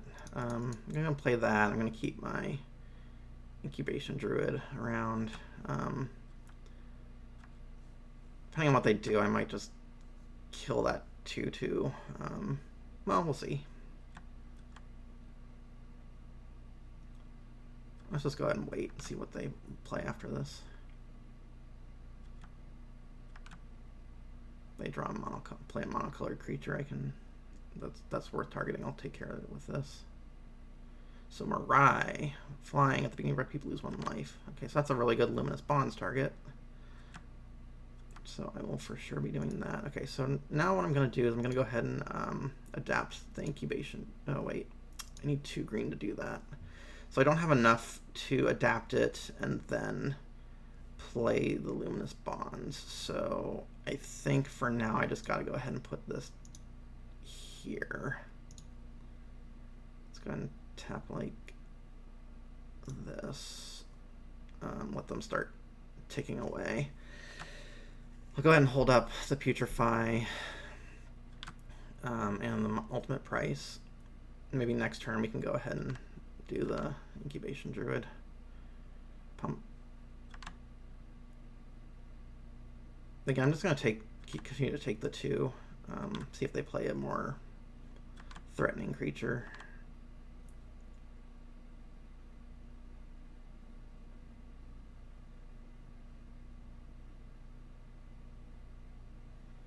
So Senate Griffin, so I think that's worth killing. Lets them scry. It uses our mana efficiently. Can eventually get it back with the Debtor's Knell.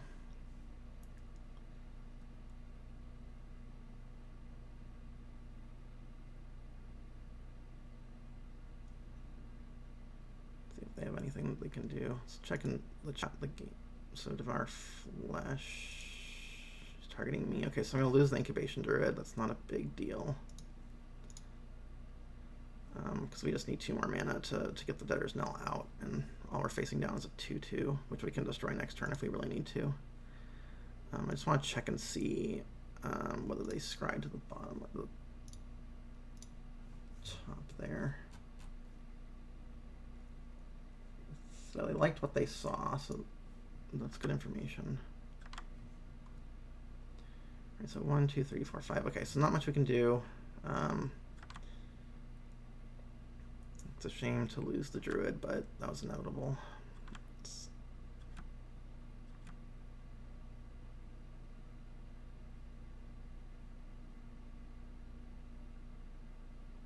Okay, Notion Rain, that's fine. So I like both the cards. It's ominous.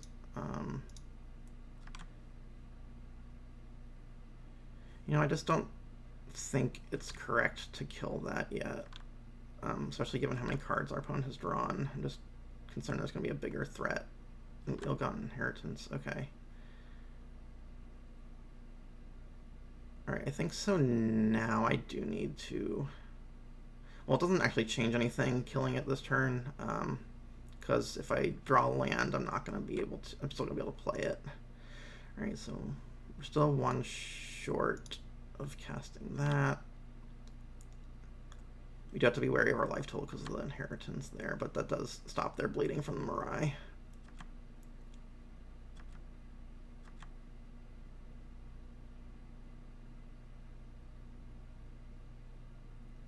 Just surprised they haven't played anything. Any other creatures? This 2/2 is just kind of wailing on us.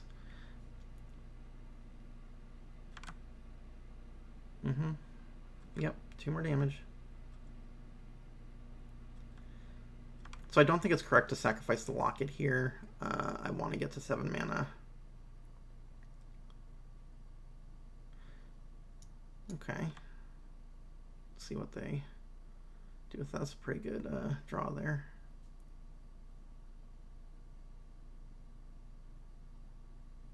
So this lets them look at the top 3 cards, put them back in any order, and put any they want in the graveyard. They have a really big creature, they can just animate it immediately. Or they'll just get back their Senate Griffin, most likely. So I think against this deck, I'm probably going to take out the Exaltation and put in the Ill-Gotten Gains to counter their Ill-Gotten Gains. Or Ill-Gotten Inheritance, rather.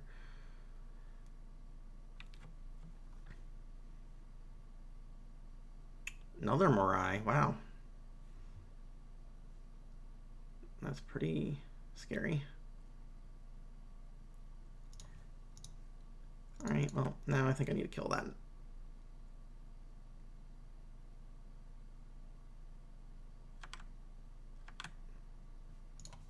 Okay, well, we're dying pretty quickly here, but at least we can get out this. I think we're dead in about 2 turns. I'm trying to see if there's any way we can gain life with what they've got in their graveyard. But so far it doesn't look that way. Maybe we can get the Hatchery Spider out. It's going to be hard to beat double Mirai. Just don't have that many good flyers. I do have some decent removal, but the ultimate price is, you know, not amongst it. In fact, so far, the Civic Wayfinder is the only monocolored creature that we've seen from them. So I think I have to get the Senate Griffin this turn, so I have a blocker. Scry to see what I can draw, and then go from there. I guess the best thing I could draw right now is the Angel. Yep. Yep. So it's big old 6/6. So more land. Okay, so let's get back the Senate Griffin. Go ahead and scry. Alright, let's see what happens. So what happens if we keep the forest? We get a Hatchery Spider out. That lets us block Mirai and Molder Hulk for a turn. We take one from Ill-Gotten Inheritance. So I think we do just go ahead and put this on top. It's better to have something you know than something you don't. Possibility that you can draw some random 2-drop green. Oh, there goes the Angel of Despair. Okay, so I think all of our outs are gone. Because next turn, they'll be able to... In 2 turns, they'll be able to finish us off with the Ill-Gotten Inheritance.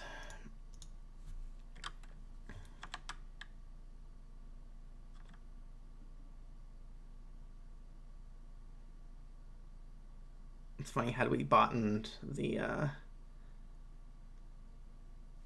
forest, we would have gotten the Angel of Despair out. Okay, so he's just returning. Okay, so that's game. So I was gonna lose most of my creatures that way. Okay, so we're gonna put in the Ill-Gotten Inheritance, take out this Exaltation. I almost wonder if... I mean, the Hatchery Spider is one of the few things I can use to block those Morais. None of these look terribly strong against what they're doing. So let's go ahead and just submit this. And it says,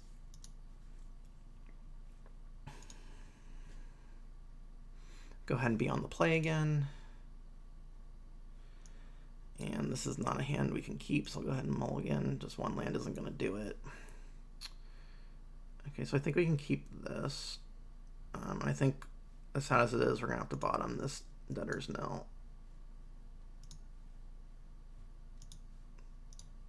Go ahead and get a swamp out. Pass turn. Playing the swamp first, just in case I draw another swamp. I can put out the Rakdos Guildmage immediately after. Okay, so I'm going to go ahead and put down the Incubation Druid this turn. Hopefully they don't have that card that makes me sacrifice.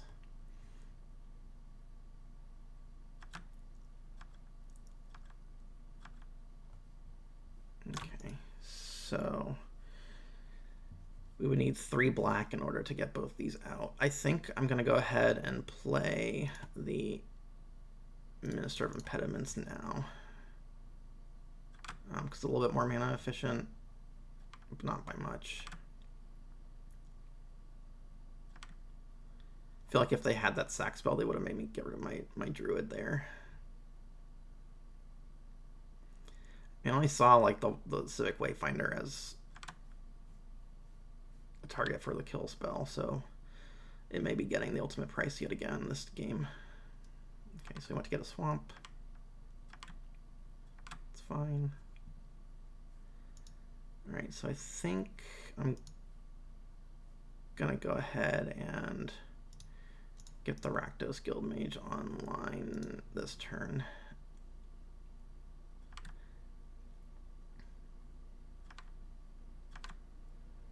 Hope they don't have a kill spell for the Minister.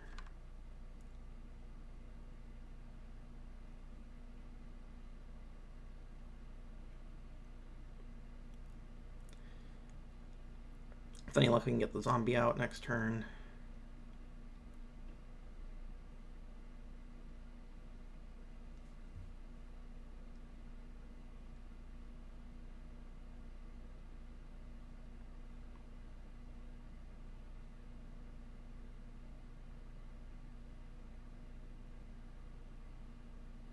Vraska. Oh boy. Alright, well, let's see what they do here. Just gonna uptick. Okay. Doesn't look like they're gonna sacrifice anything here. So it's gonna tap down the Wayfinder.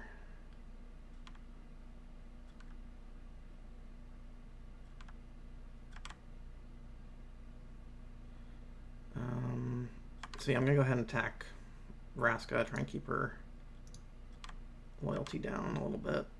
Get out the Pontiff and go from there.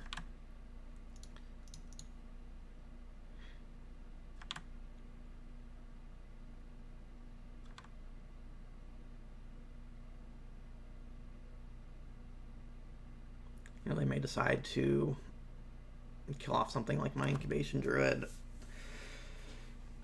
if they think they can defend the Vraska well enough, but my guess is they're just going to keep upticking and using it as a way of preserving life.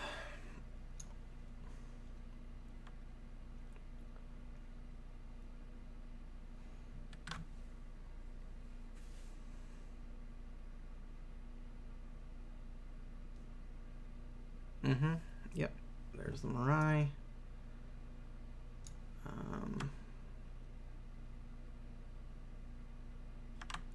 Alright.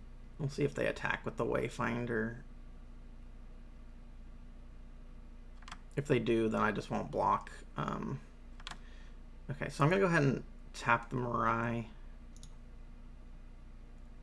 Looks like they forgot to actually activate Vraska, which I'm okay with. Because now we can kill her next turn. Go ahead and kill that, because again, like I said earlier, it's like the only target we saw. Okay, so let's go ahead and swing at Vraska. Finish her off. Go ahead and get the guild gate down, and I'm just going to go ahead and put this on this now.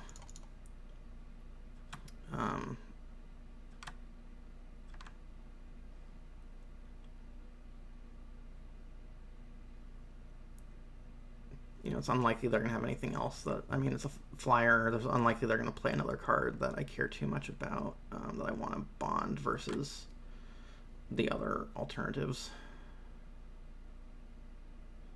Okay. Let's go ahead and tap that down.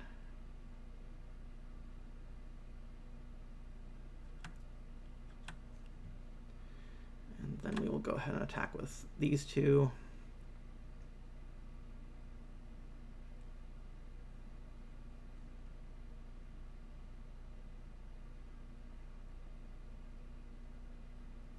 And then put out the zombie after combat.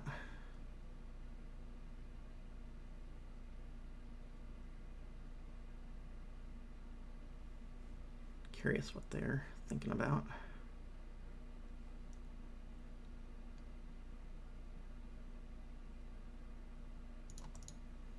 Okay, hit them for 4.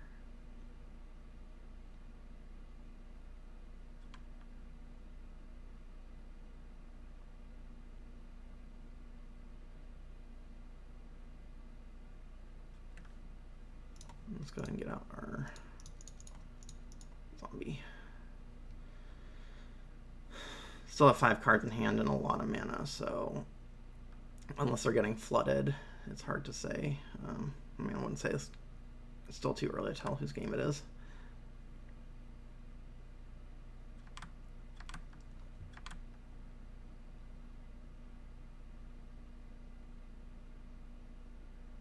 Okay, so I guess I've had enough. All right, so on to round 3. Yeah, I just don't think there's anything here I really want. So I'm just going to go ahead and keep it as it is.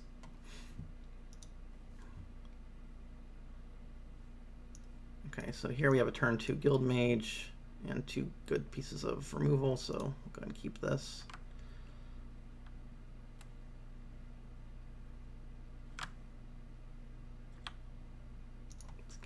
Play Swamp first, just to make sure that we don't mess up our curve. Yep. Let's get out our Rakdos Guild Mage.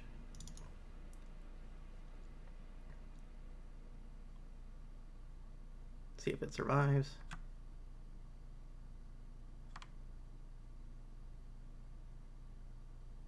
Nope, that's fine.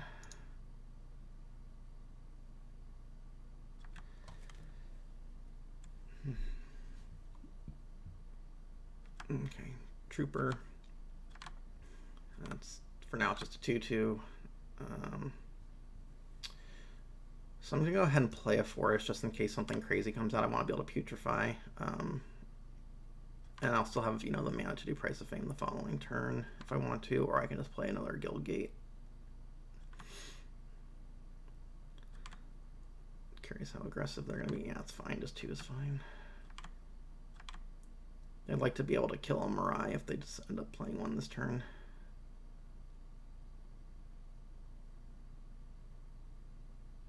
Okay, so they're stuck on lands. I'll go and play the Guild Gate. So we got 4, 5, 6 manas.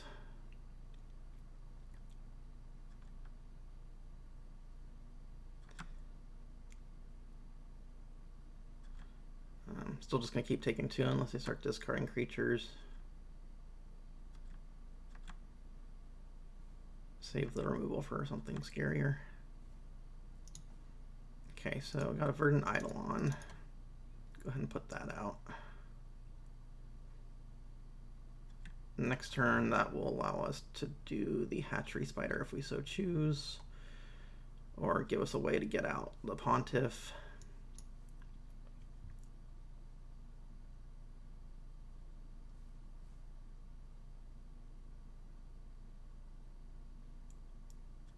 I'm not going to block because I don't want to that would be I'll just discard a creature and trample through.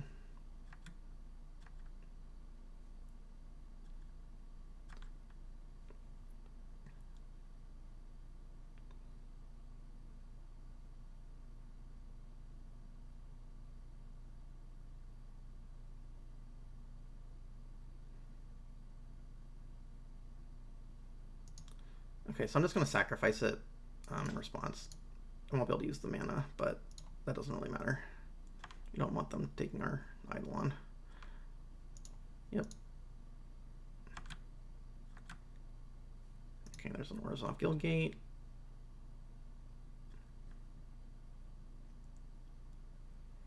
So at this point, I might just go ahead and Price of Fame that.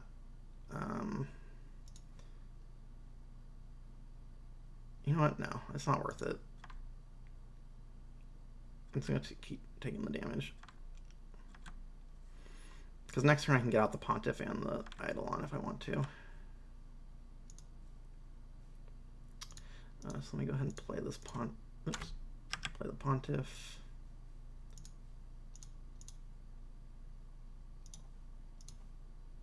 That'll bring back the Eidolon.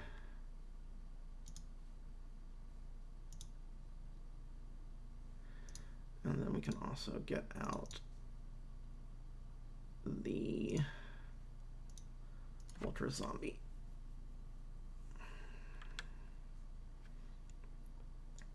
They may end up being able to kill it next turn. That's okay.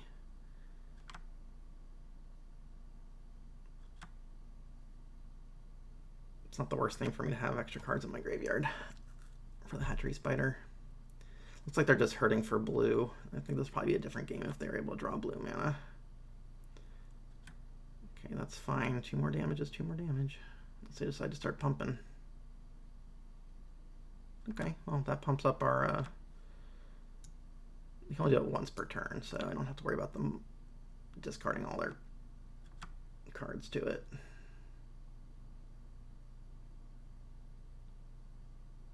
So I think next turn I'm just going to go ahead and putrefy that, or Price of Fame it rather, to get the extra counter on the zombie.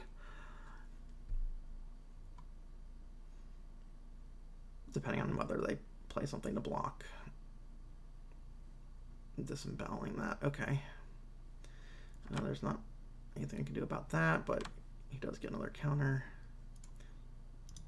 Just always yield to that.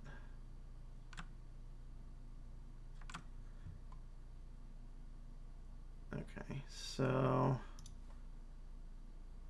we got 7 mana. Actually, you know what? I might just Hatchery Spider here. Let's see what happens when I attack.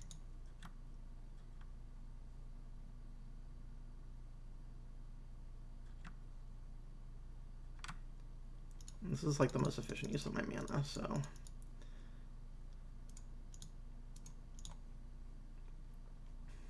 There's a tiny chance I get something out of it. No, it's okay. I don't think I'm going to get a ton of creatures in my graveyard this turn, this game.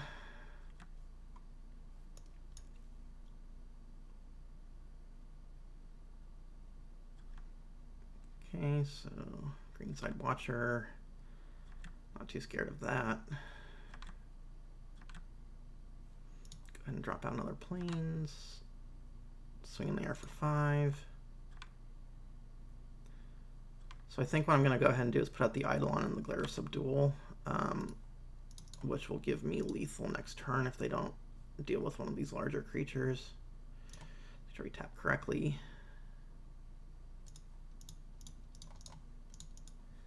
And pass a turn.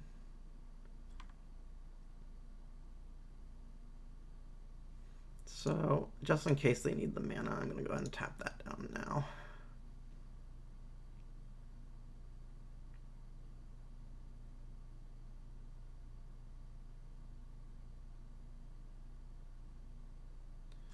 They could always end up drawing like one of the Dimir Guild Gates or something, and then I have no way of... and that was enough for them. So yeah, that went pretty well. It's a shame that our second round opponent was kind of having connection issues. But yeah, pretty strong Abzag deck overall. Managed to get a trophy. So thanks for watching. If you like what you see, please leave some comments. Feel free to subscribe to the channel. I'm going to try and do more videos like this when I get the chance. And enjoy your day.